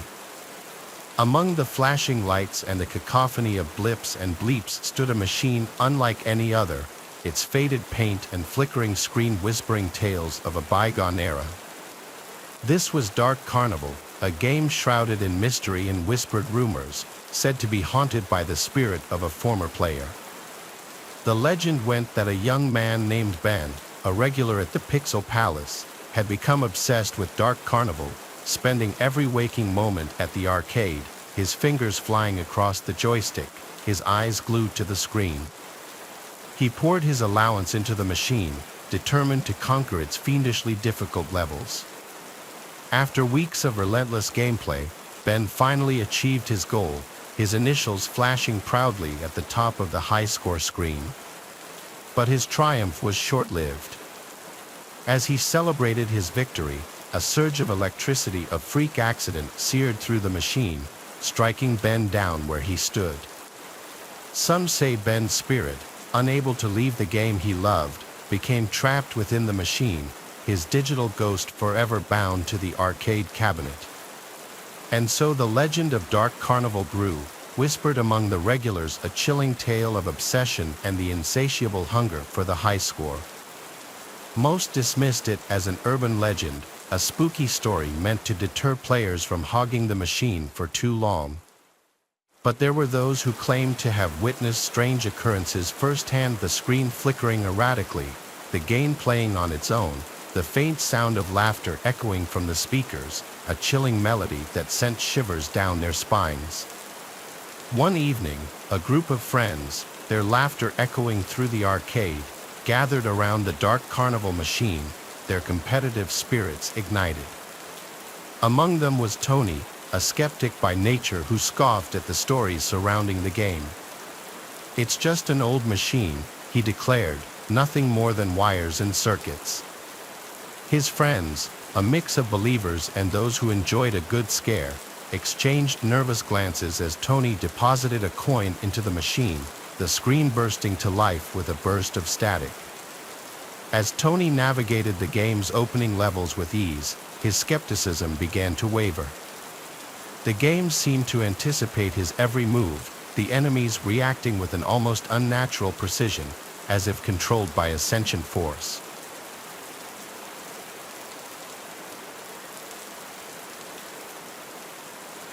One of my favorite hobbies has always been playing video games. When I was younger, I used to do a lot of console gaming, but in recent years, I've done most of my gaming on the PC. So, I have a setup in my bedroom in the apartment that I currently live in. It's in one corner of the room opposite my bed. Several weeks ago, I was having a gaming night with a friend. We both logged on at probably a little after 8 p.m. I was at my apartment, and he was at his apartment, so we were just gaming online. We were going to go until we got tired. I live alone in my small one-bedroom apartment, which is kind of old and on the first floor of the building. After playing online for several hours, neither of us were tired yet. At this point, I'm guessing it was around 11 p.m. That's when I thought I heard a knocking at my window behind me. I had my headset on, which is mostly noise canceling, so I couldn't hear that well, but I looked back to the window. It's probably like 15 feet from my desk and the chair I was sitting in. When I looked, I thought I saw what appeared to be a man moving away from the window. The window looks out to a small grassy area behind the apartments. Then there's a fence between the next property and a little woods before another apartment complex. In all my time living here, I had never really seen anybody out walking back there or anything, so this was kind of strange and also suspicious. The total time that I saw the guy was less than a second, though he was already moving away when I turned around and looked. I told my friend I would be back in a minute, and then I got up. I then walked over to the window and looked out of it. It was pretty dark in the little space back there, but I could see a little bit. However, I did not notice anyone there. I then left my bedroom and walked out to the kitchen, which also had a window looking out to that same general area. This had a broader view, but I still didn't see anyone. I figured that the guy was gone. This situation was kind of weird, especially with it being late at night. My only good explanation that I could think of was that possibly the man accidentally went to the wrong apartment window. He could have been trying to get somebody else's attention who he knew. I then went back to my gaming chair and sat down. I told my friend about what had happened. We chatted about it for a while and decided that it probably wasn't a big deal. However, probably 30 minutes after this or so, I remember looking back to the window. My headset was still on, so I don't remember if I heard anything or if I was just randomly turning around. When I did, though, I saw a man standing at the window. He was looking in. Because of it being dark outside, I did not really see any details of the man's face or what he looked like. Instinctively, I quickly got up from my chair. When I did, the man moved out of sight from the window. I then walked out of my bedroom into my small hallway with just a bathroom and a closet. Then to the right is the living room. It just felt safer to be away from that window. Moments later, before I returned to my bedroom or really did anything, I heard a noise. I was standing in the hallway, and there were a few sort of loud banging noises from my bedroom window. It seemed like possibly the man was going to try to break in. I heard several more loud bangs on the window, and I worried that it would break. I walked over to my door and left my apartment, going into the hallway. Then I called the police. I told them about what happened and said that I thought a man was breaking in. While I waited for the police, I went to the lobby of the apartment building near the front. I felt much better being away from my unit. The police got there minutes later. They searched my apartment and behind it. When I returned to my place, I saw that my window was actually broken and the man had gotten in. Several things were messed up. I was also missing several items. However, the man was able to escape before the police got there. At the end of the day, I was just glad that I left before he broke in. With the window being broken, I went and stayed at a friend's house for the night. The window got repaired the next day. Though I'm mad about having several of my things stolen, it was not even $100 worth of stuff. I am, however, sort of concerned that something like this will happen again. I still live in the same apartment, but luckily, nothing like this has happened since.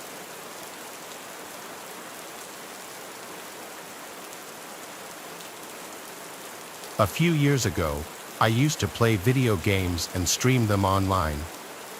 I was not really popular or anything, I just did it for fun.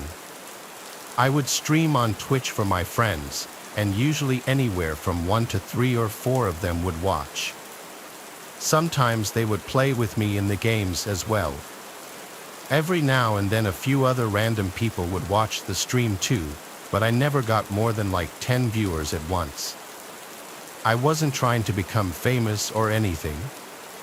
One night, I was streaming Fortnite. It was almost a nightly thing for me to do at the time. I was playing with my friend Luck, who was also watching the stream. I remember that at one point, I saw there was another viewer, and soon the new viewer started talking in the chat and leaving comments. I did not recognize the username to be any of my friends, and I realized it was a new person. I said hi to them and welcomed them to the stream. The person responded, saying hi, but a short time later, their comments turned bad. It started with basic insults, calling me names and cursing at me. I assumed it to be some teenage kid just messing around on a Twitch account. I remember asking on the stream why he was so angry. My friend was thinking that it was really funny, though. The comments then got threatening. The user said something like they were going to find me and they knew where I lived or something along those lines.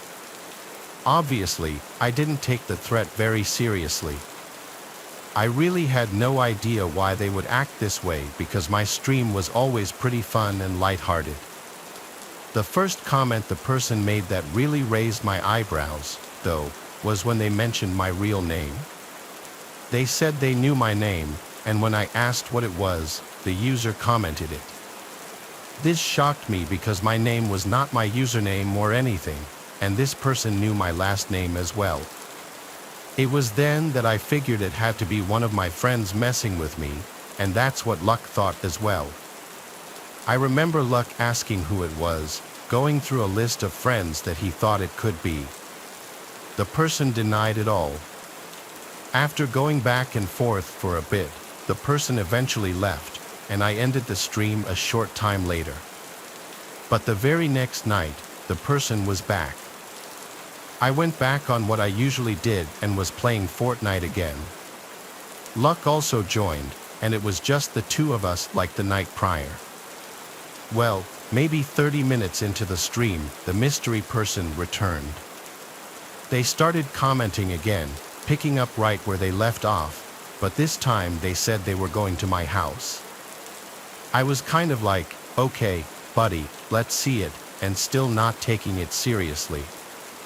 They went quiet in the chat for a while, but then out of nowhere, the person commented that they were at my house. Then I heard this loud knocking coming from the front door. I lived in a house that I rented with a roommate during this time. My roommate was gone at work, and I was at home by myself. After I heard the knocking, I told Luck about it, who seemed shocked.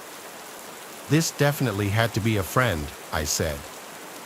I was getting up and went over to go look.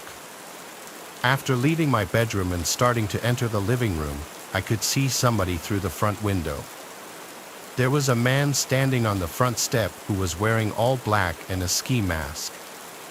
He did not resemble any of my friends, but I guess it could have been one of them. I just had a bad feeling about it, though, like this was somebody else. I went back into my bedroom and asked the guy through my stream what he wanted. He did not respond to this, but loudly knocked again on the front door. I was not going to answer it.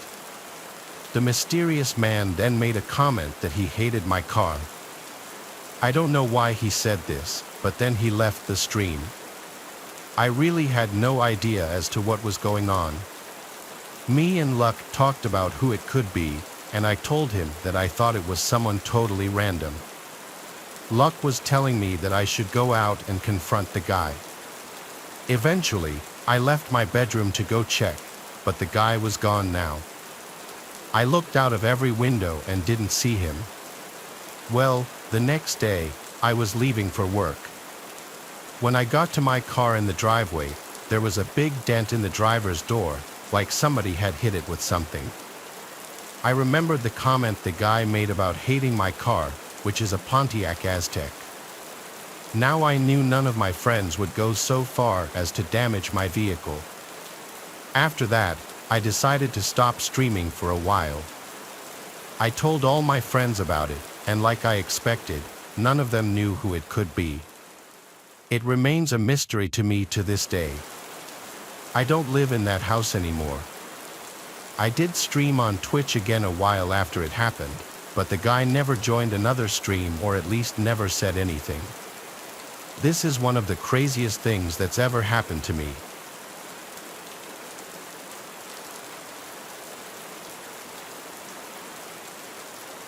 At night, I like to play video games as a hobby quite a bit. This is my scariest experience while doing so. I remember that I was playing online on some game with random people. I had a headset and would talk to them. Most of you know that in online gaming, people sometimes say some crazy stuff, but on this night, it seemed pretty tame. I remember towards the end, shortly before I would go to bed, I was starting to get tired. I was playing this one game with basically just one other person. It was a man, and we were talking about the game over our headsets. During the game, I remember he asked me some somewhat personal questions. I didn't think too much of it and figured that he was just making conversation. The things he asked me were what my name was, to which I only gave my first name, and where I was from. I only told him my state, and I'm pretty sure I asked him the same questions back, but I honestly don't remember his answers. There wasn't anything really that creeped me out or anything. There were maybe a few more questions, but nothing that stood out. I remember that after a while, I got tired, and I told him that I was getting off. I do remember him asking why, and I said that I was going to bed. Afterwards, he sent me a friend request on the game, which was not a big deal. But it was either the following day or the day after that, he sent me a friend request on Facebook. I did not know it at the time, though. When I would go on Facebook, I would accept most friend requests unless it was clearly a bot. This guy appeared real, and I accepted it, not knowing who he was at all. He started to message me a short time later. I remember he said hi and asked me what I was doing and stuff as if we were friends. I asked him who he was and he responded, saying we had played video games together a few days earlier. That's when I realized this had to be the same guy. Obviously, I had no idea what the guy looked like. When I heard this, I was surprised that he had found me on Facebook. I never told him my last name or the city that I was from. It kind of creeped me out. Plus, based on the guy's page and photos, he did seem pretty weird. I decided at that point to delete him as a friend. But the day after that, the guy followed me on Instagram. He then started messaging me there. He asked me why I deleted him and sent me like 4 other messages. When I saw them, I deleted and blocked him from Instagram as well. I thought that was the end of it, but a couple of days later, I got a text message from him out of nowhere. An unknown number texted me. When I looked, I figured it was a wrong number until the texter said their name, and it was a long, angry text about how I blocked him and stuff. This creeped me out more than anything. I blocked his number and hoped that I would stop hearing from him. Obviously, I deleted him from being friends on the game as well. After this, I did stop hearing from him. I still wonder, though, how he found me. I mean, the only thing he had to go off of was my first name and state. How did he find my number? My only thought is that he possibly messaged somebody who knew me on Facebook, claiming that he was my friend and wanted to know my number or something. I never asked around, so I can't confirm it, though. Either way, it's really creepy what he did, and I'm glad that I haven't heard from him since.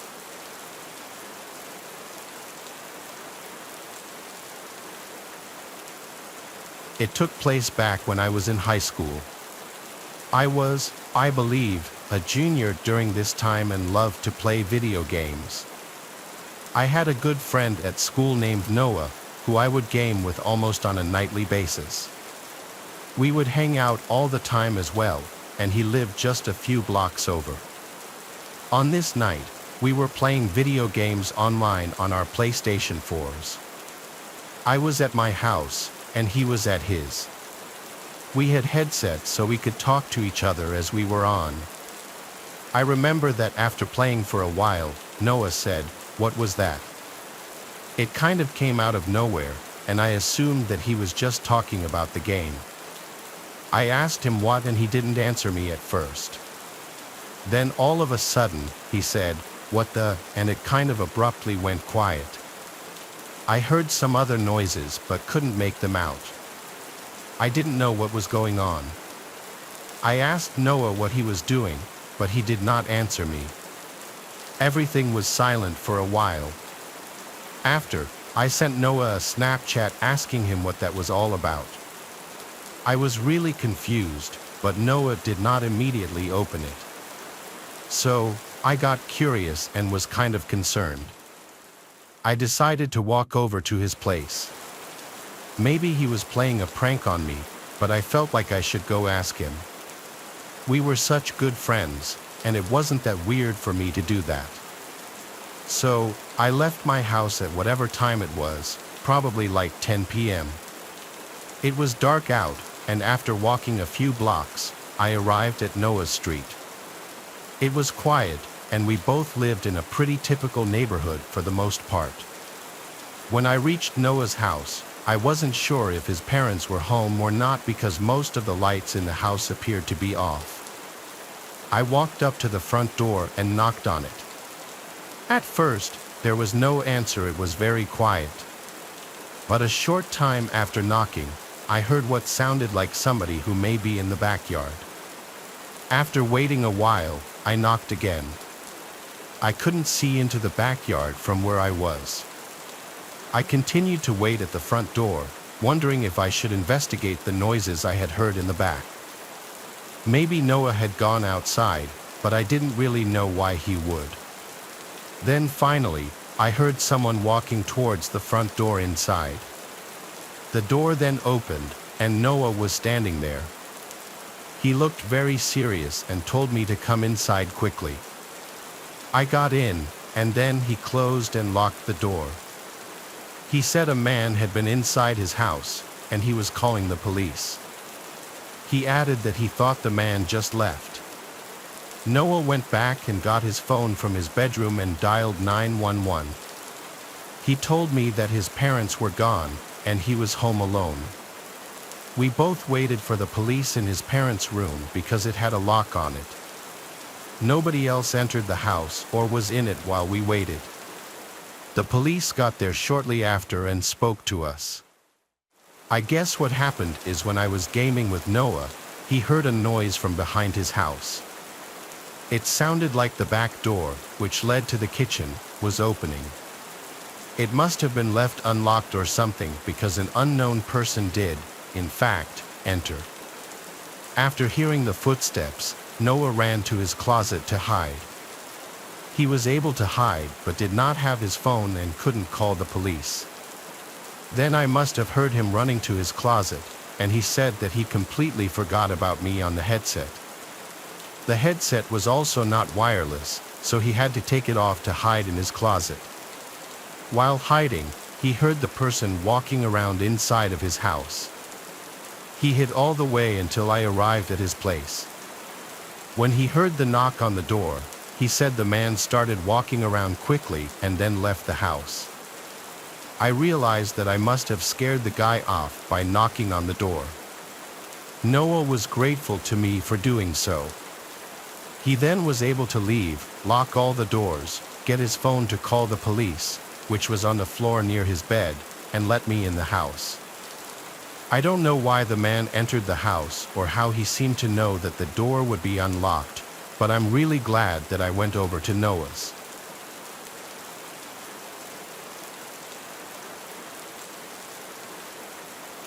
As a child growing up in a quiet suburban neighborhood, the local playground was a place of joy and laughter, a haven where my friends and I could escape the world's worries.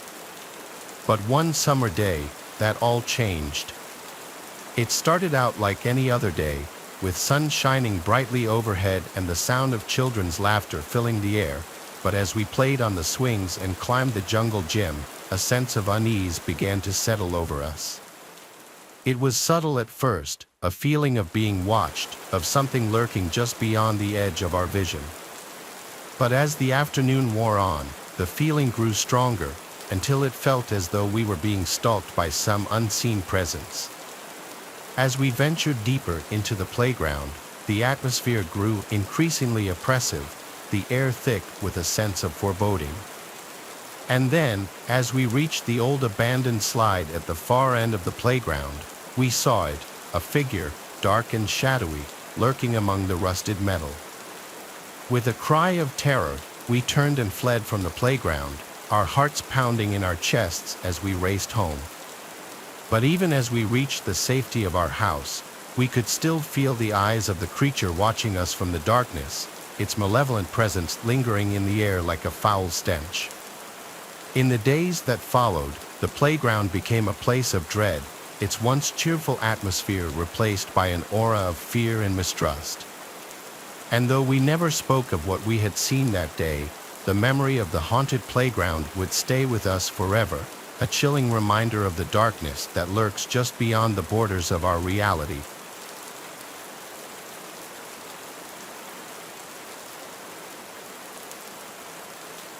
As a child, I always found attics to be mysterious places, filled with forgotten treasures and hidden secrets. But what I discovered in the attic of my childhood home would forever change my perception of those dusty, cobweb-covered spaces. It all started on a lazy summer afternoon, when my parents decided it was time to clean out the attic and rid of the clutter that had accumulated over the years. As we climbed the creaky stairs and pushed open the heavy attic door, a wave of nostalgia washed over me, mingled with a sense of trepidation at what we might find hidden in the shadows.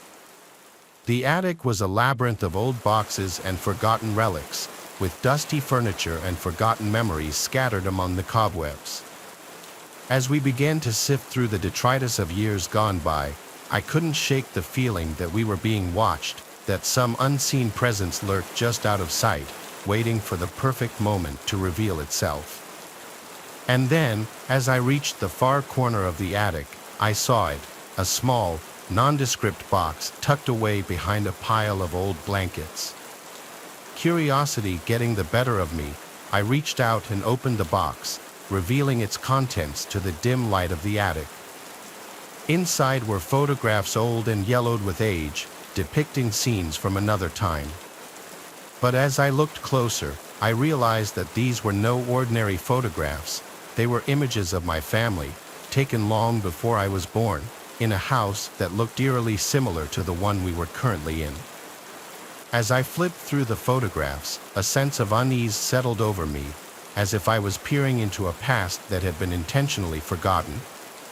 And then, as I reached the bottom of the box, I found a photograph that sent a chill down my spine, a picture of a young boy standing in front of the same attic door, his eyes wide with fear.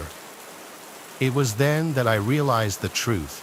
The attic was haunted by the spirits of those who had come before, trapped in a liminal space between the past and the present. As I looked around at the dusty relics of a bygone era, I knew that I would never be able to forget the horrors that lurked within the forgotten attic of my childhood home.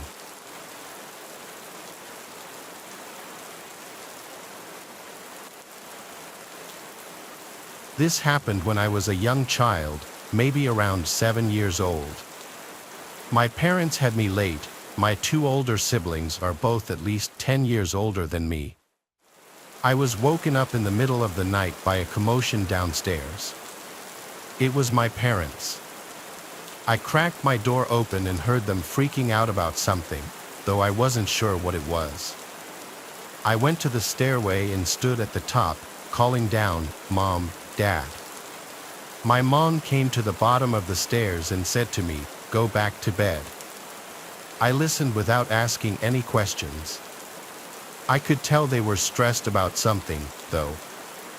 I tried to go back to sleep when I heard the front door downstairs slam shut, followed by dead silence. I presumed they had left the house, but wasn't sure why.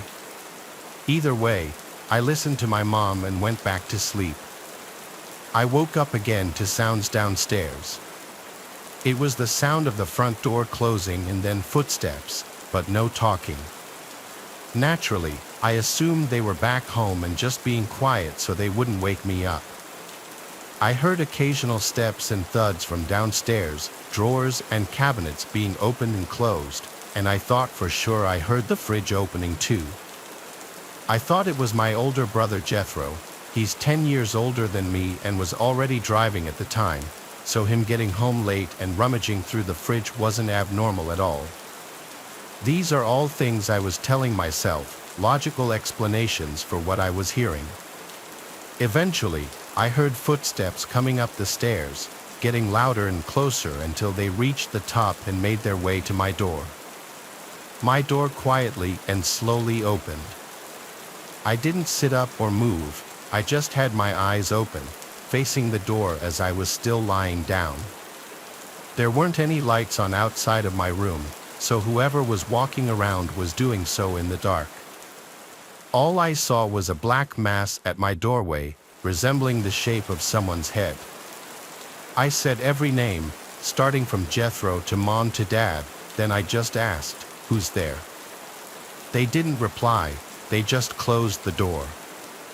I was left there, confused but mildly creeped out. I heard footsteps going downstairs. I was convinced it was my dad, now just coming to check on me after getting home, though I wasn't sure why he was ignoring me. I didn't hear anything from downstairs for a while. Curiosity got the better of me, and I went downstairs in the dark. I kept all the lights off as I approached the kitchen and froze at the doorway, noticing a tall figure standing right in the middle of the kitchen. I said, "Dad," assuming it was him based on the size of the person. A deep voice said, "Go back upstairs." I ran back up the stairs to my room, closed the door, and jumped under the covers. All I was thinking was why my dad's voice sounded like that. The reality of a stranger being in the house didn't dawn on my innocent little mind until a little later when I heard the front door opening and a commotion from downstairs again, voices of my parents. I went to the top of the stairway again and was shocked to see I was still awake.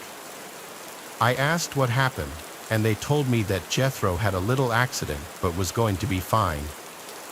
I found out a month later that he had gotten into a car accident, driving in conditions he shouldn't have been driving in. My parents had gotten a call from the hospital and rushed to see him first thing, leaving me to sleep. I asked my dad if he had come in my room before, and that was when I learned that they had been gone for hours.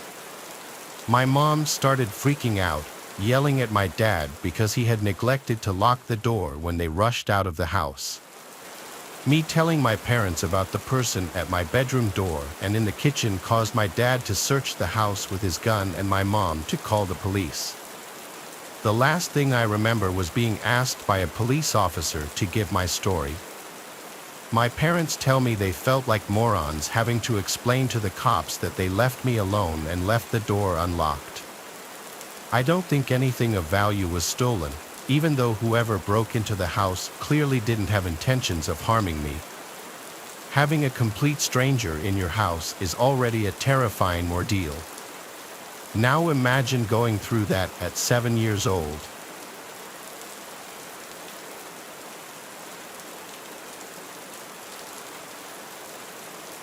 It was around 2012 to 2013. My brother was about 6 or 7 at the time, and we had just moved into a new house to be closer to school and for cheaper rent. It was a pretty nice house, all things considered. It even had a cozy fireplace for the winter. Anyway, my brother was really into Batman and had this Batman car that, if a button was pressed, made noises and lit up. It was basically his favorite toy, so he played with it often. Then one afternoon, he came inside from playing out back and told us he found something. Naturally, my mom and I asked what it was. It was a picture of a young boy, in the form of one of those tags you get if your parents paid extra for school photos. The picture was dirty and full of wear and tear, even to the point you couldn't see the year it was taken. We thought, okay, some parent lost their kid's picture, no big deal. Then my brother said something that confused me. "That's Magnus," he said. I looked at him with a facial expression that basically asked him to repeat himself. He did.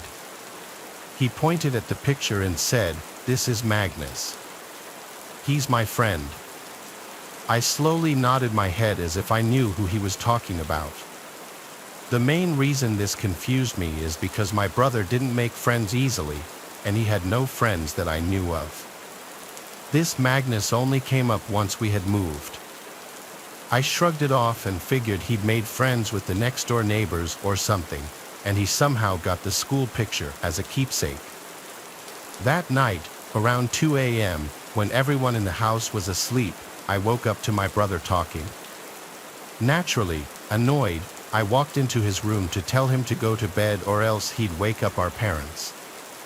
It was weird because when I walked into his room, he was sitting up straight in his bed as if he was actually talking to someone and not just to himself or his toys. I told him to go to bed and went to bed myself. A couple of days later, my mom was talking to me about my brother and asked if I'd seen him get up at night. I said no, I'd woken up to him talking a few nights ago, but that was it. Why?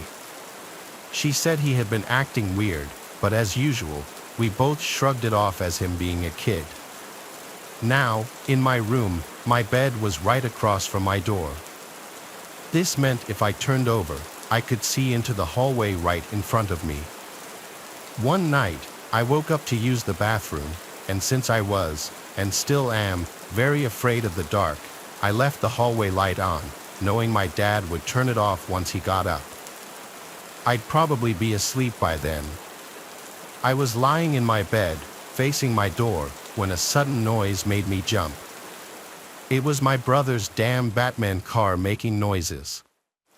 I got up to tell my brother that he shouldn't be up this late playing. But when I got into his room, he was asleep in his bed, with the toy across the room on the floor still making noise. I walked over to it to turn it off and was finally able to go back to sleep. However, the following days, my brother wouldn't stop talking about Magnus. It was honestly starting to freak me out, so I went over to the neighbors' houses to the right and left of us. One house didn't even have kids, and the other was vacant. This started to worry me, but my dad said it was probably just an imaginary friend he came up with. I went along with it since I couldn't think of any other explanation. Almost every night, one of us, my mom, dad, or sister would say we heard my brother's toy making noise and had to go into the room to turn it off. I explained that I had to do it as well and once again brought up my brother talking to someone. One night, my dad swore up and down that the toy was probably motion activated. But when we bought it, there was no advertisement for motion activation. My sister and I were so unnerved by it that we started to sleep in my room together. I'm glad we did, otherwise, I'd probably write this off as a bad dream. My sister and I were talking, trying to keep each other calm and in good spirits, until we heard the dreaded noise of my brother's toy. We both looked toward my open door and into my brother's room, which was right across from mine. Our expressions turned to horror as we saw my brother's toy rolling past the door all on its own. We screamed and ran to our parents' room. They got mad at our brother, saying it was a cruel joke to play on us as we were already freaked out. What he said sent chills down my spine. It wasn't me. Magnus wanted to play. That night, the toy went into the trash, batteries taken out and all. My sister and I were relieved until the next day when my brother had the toy again. My parents accused him of getting it out of the trash, to which he responded, "Magnus got it for me." The toy was broken into small pieces and thrown away for the final time. My brother was obviously upset, but our parents got him a new Batman figurine, and everything was fine. It wasn't until about a week later, when we all felt that everything was okay now and that Magnus was gone, that something happened. My mom was cooking chicken breasts on the countertop with the George Foreman grill. She had come into the living room to ask us something, and then we all jumped as we heard a crash in the kitchen. We went in there to see the George Foreman grill halfway across the kitchen, as if it had been thrown. My mom swore it was nowhere near the edge, and my dad had no explanations. Nothing happened afterward, and we moved out about a year later.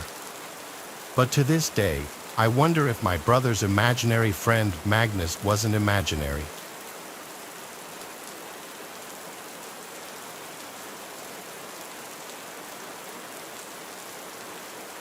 When I was just 9, we moved to a new house in a different town. I was entering a new elementary school as a 5th grader, which is always tough starting out. It was a bit awkward, as all the kids already knew each other, and I was just some random kid entering the scene. In my elementary school, you were made to sit with the kids from your class during lunch. I remember it being really awkward the first few days. Kids are extremely judgmental around that age, and I was judged as the new kid, making it more difficult to make new friends. But during those initial days of being the new kid on the block, I actually met a few of the kids on the block. One of the kids was Roy, who went to a private school, so we went to different schools. We met while I was biking down the street, and he asked if I had just moved into the house on the corner. We started hanging out from there. Then, a few days later, I met Hank. Hank actually rang the bell one day and asked my parents for me. I was confused when my parents called me to the door and introduced me to him. He said he lived down the block and wanted to know if I liked video games. Of course, I said yes, and he invited me over to his house to play Grand Theft Auto, San Andreas. I didn't have that game but really wanted it, so I said yes. We walked to his house, which was literally the corner house at the opposite end of the block. Right away, I felt like the house looked less nice than every other house on the block. It was the same size as most, but it just looked run down and not taken care of. There was no grass. The front yard was just 2 big patches of dirt with a walkway cutting through them to the front door. We entered the house, and it was equally disheveled inside. It was like a house of hoarders, with boxes and junk everywhere in every room. He led us to the basement, which smelled like 15 cats lived down there. Weirdly enough, there didn't seem to be any pets. The basement was a pigsty. It may have been the messiest room in the house. We sat on this brown leather couch placed right in front of the TV. He had a GameCube and PS2. He booted up San Andreas, and we played the 2-player mode. It was actually fun, and in that moment, I thought I was going to like Hank and would want to be friends with him. Eventually, I wanted to go home, so I said I had to go. He seemed really disappointed, like he wanted to keep hanging out. We'd already been playing for like 2 hours, so I just wanted to go home. He followed me halfway home until I said, "See you later," basically saying in a friendly way, "All right, go away now." That was the first warning sign. I remember this kid Hank who lived down the block from me. One day, he rang my doorbell and asked if I could come out and play. I recall thinking he was a bit of a weirdo, but I didn't find it concerning just yet. The next day, Hank rang the doorbell again and asked my parents if I could come play. This time, we played GameCube in my room for about an hour. To be honest, I was starting to not really like him. I felt like he was weird and made me uncomfortable with how physically close he got to me. The next day after school, he rang the bell again. I wasn't really in the mood, so I told my mom to tell him I didn't feel good. He left, and I was relieved. I would rather hang out with my friend Roy, honestly, because I just liked him more. That same day, I rode my bike up to Roy's house to see if he could hang out. He was down, so we started riding our bikes further up the block. This was a mistake because as we passed Hank's house, he came outside onto his front stoop as if he were waiting by the window. It was weird, and it was also awkward because I had just had my mom tell him I was sick before. As we passed, I told Roy that I had hung out with that kid and that I felt like he was slightly weird. Roy was shocked that I had hung out with him, saying that whole family was crazy. I found out from Roy that Hank was actually a couple of years older than me. He was 12. From this point on, I decided to steer clear of him. The next weekend, Hank came to our door again, asking for me. I had told my mom before this already to tell him I'm not home if he came back, so she did that. But late that night, I woke up to my window completely open and a cool breeze blowing into the room. It was a chilly September night, so I most definitely left the window closed originally. Waking up to an unexpected breeze made me question who could have done that. Then I felt something poke my foot, and I screamed. I looked at the foot of my bed and saw Hank. He told me to be quiet, it's just him. Before I could even ask what he was doing in my room, he explained that his parents were fighting and he wanted to sleep with me. He climbed through my window. I was in shock. I told him to get out, and he pleaded with me to let him sleep in bed with me. Again, I told him to get out. Watching him turn and climb out of my window was a disturbing scene. I closed the window and locked it, and then went straight to my parents to wake them up and tell them. They couldn't believe it. The next day, my parents both went down the block to talk to Hank's parents, and when they came back, they said it didn't go well.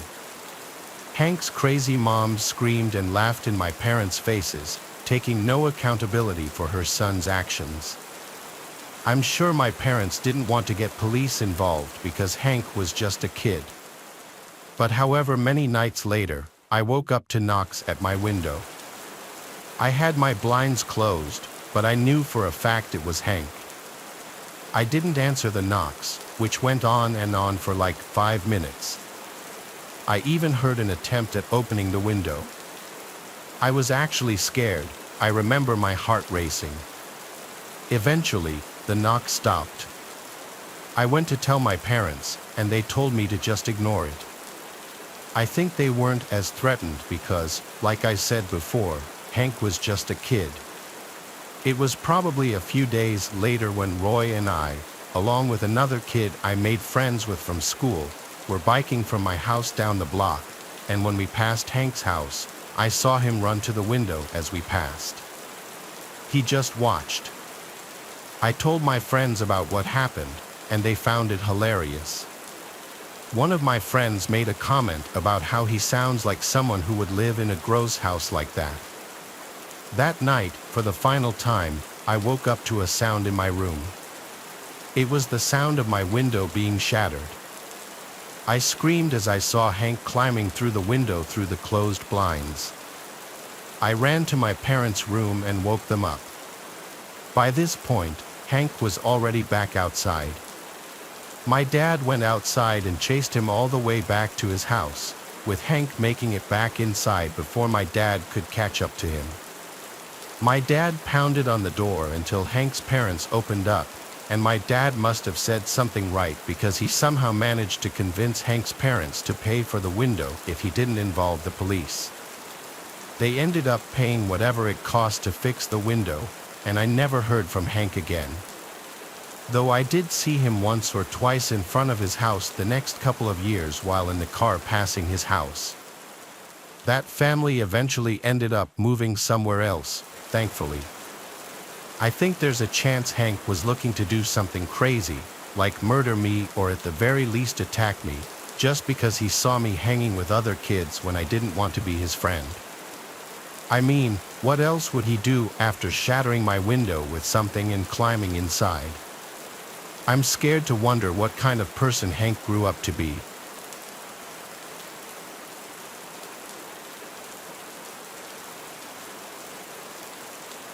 In the quiet town of Briarwood, nestled among the rolling hills, there stood an ancient willow tree.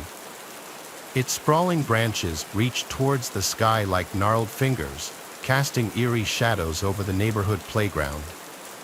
Children were warned to stay away from the tree, for it was said to be cursed.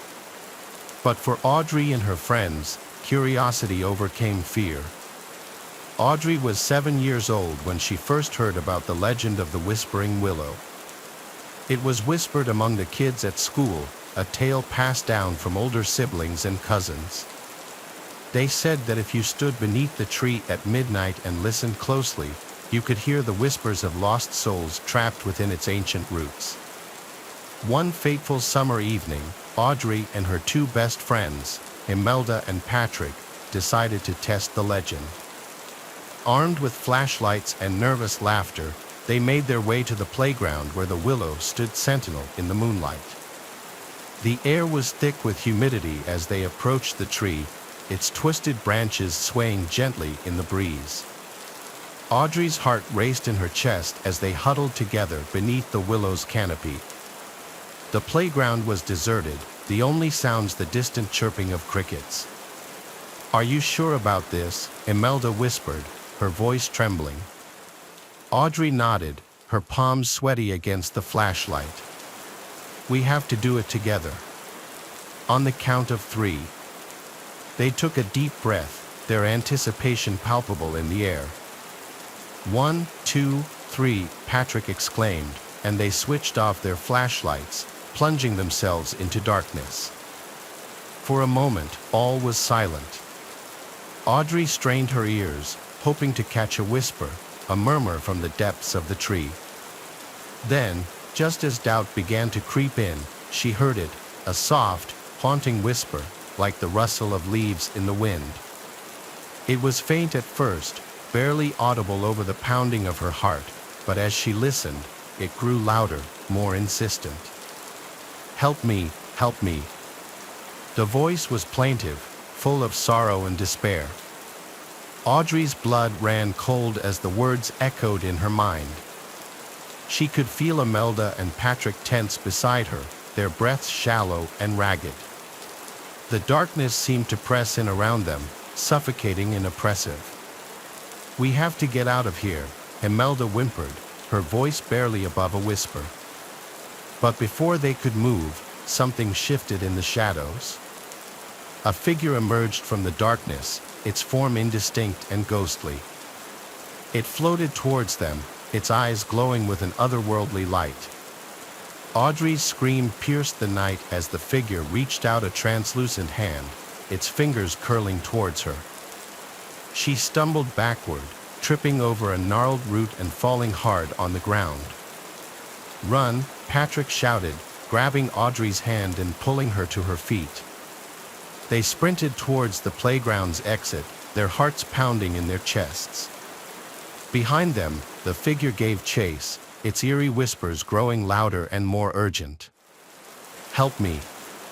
Don't leave me." They burst out of the playground, gasping for breath as they stumbled onto the quiet street. The figure was gone, but the echoes of its voice lingered in their minds. They never spoke of that night again, each too terrified to confront the reality of what they had experienced. The Whispering Willow remained a forbidden place, a dark reminder of the unknown terrors that lurked in the shadows. Years passed, and Audrey grew into a young woman, the memory of that night fading like a distant dream. But one summer evening, as she walked past the playground on her way home, she heard it, a soft, haunting whisper carried on the breeze. "Help me." Audrey's blood turned to ice as she glanced towards the willow tree, its branches reaching towards the darkening sky. In that moment, she knew that some legends were born of truth, and that the whispering willow held secrets that were best left undisturbed.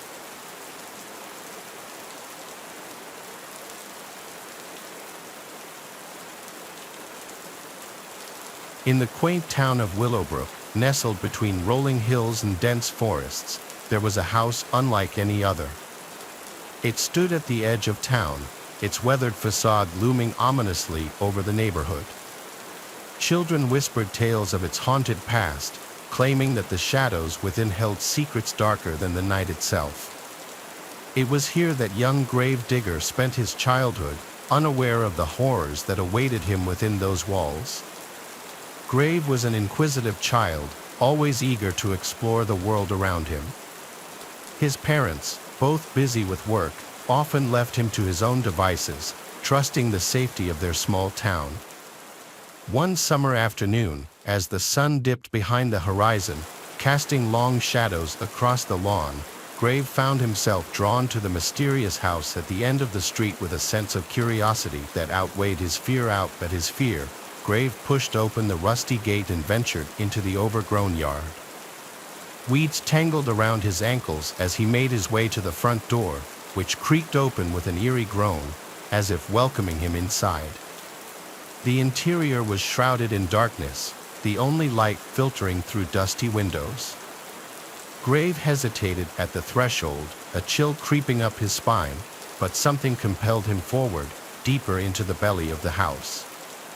As he stepped into the dimly lit hallway, the air grew thick with a sense of foreboding. Whispers echoed off the walls, faint and indistinct, like the murmurs of a long-forgotten past. Grave's heart raced in his chest as he followed the sound, drawn to a staircase that spiraled upwards into darkness. With each step, the whispers grew louder, forming words that sent shivers down Grave's spine. "Leave," they hissed, "before it's too late." But Grave pressed on, driven by a morbid curiosity that overpowered his fear. At the top of the stairs, he found himself in a narrow corridor lined with closed doors. The whispers seemed to emanate from behind one in particular, its wood warped and splintered with age. Summoning all his courage, Grave pushed open the door to reveal a room frozen in time. Dust-covered furniture lay scattered about, cobwebs clinging to every surface. But what caught Grave's attention was the figure huddled in the corner, its back turned to him.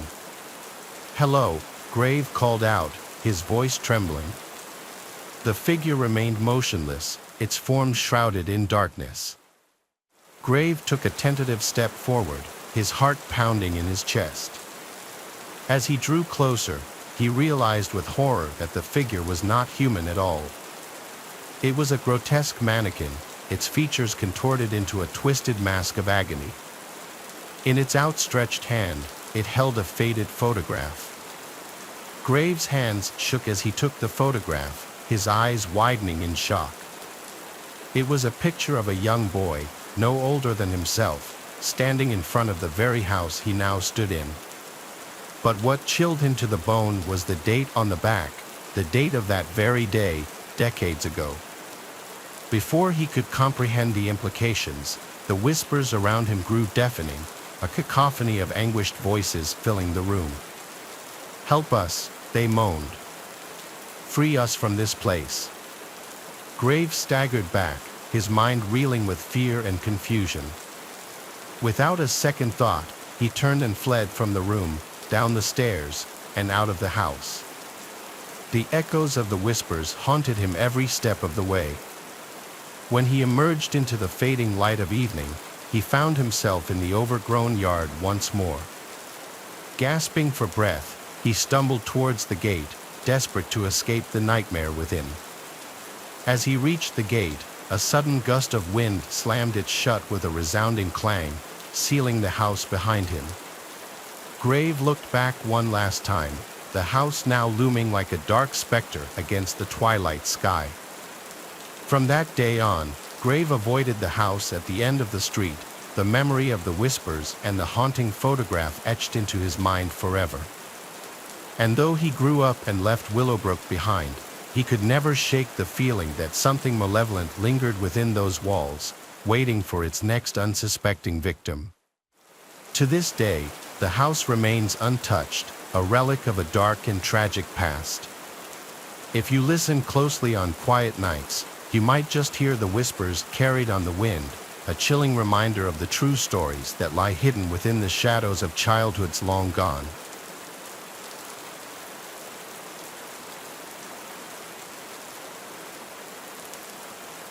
As a child growing up in a small town nestled among dense woods, I often found myself drawn to the mysterious allure of the forest. But what I encountered there on one fateful day would haunt me for years to come. It was a warm summer afternoon, and my friends and I had decided to explore the woods behind our neighborhood. Armed with nothing but our youthful curiosity and a sense of adventure, we ventured deeper into the heart of the forest, eager to uncover its secrets. As we wandered among the towering trees and tangled undergrowth, a sense of unease began to creep over me. The air grew still, and the sounds of bird song and rustling leaves were replaced by an eerie silence that seemed to hang heavy in the air. Ignoring my growing sense of dread, I pressed on, determined to uncover the truth behind the whispers that seemed to echo through the trees. But as we reached a clearing in the forest, the source of the whispers became clear. A dilapidated old house hidden among the trees like a forgotten relic of the past. As we approached the house, a chill ran down my spine, and I felt a wave of terror wash over me.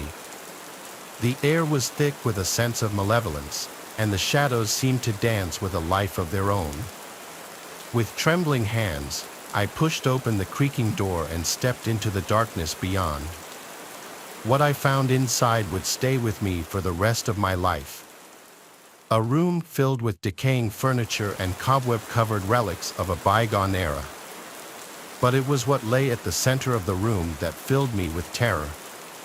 A child's doll, its eyes wide with a look of pure malevolence. And as I stared into those lifeless eyes, I felt a presence watching me from the shadows. A presence that seemed to hunger for something far more sinister than mere flesh and blood. With a cry of terror, I fled from the house, my friends close behind me. But even as we ran, I could still hear the whispers echoing through the woods, a chilling reminder of the horrors that lurked within. To this day, I cannot shake the feeling that something evil dwells within those woods, something ancient and malevolent that preys on the innocent and the unsuspecting. And though I have long since left that small town behind, the memory of that day will haunt me forever, a reminder of the darkness that lurks just beyond the edge of our reality.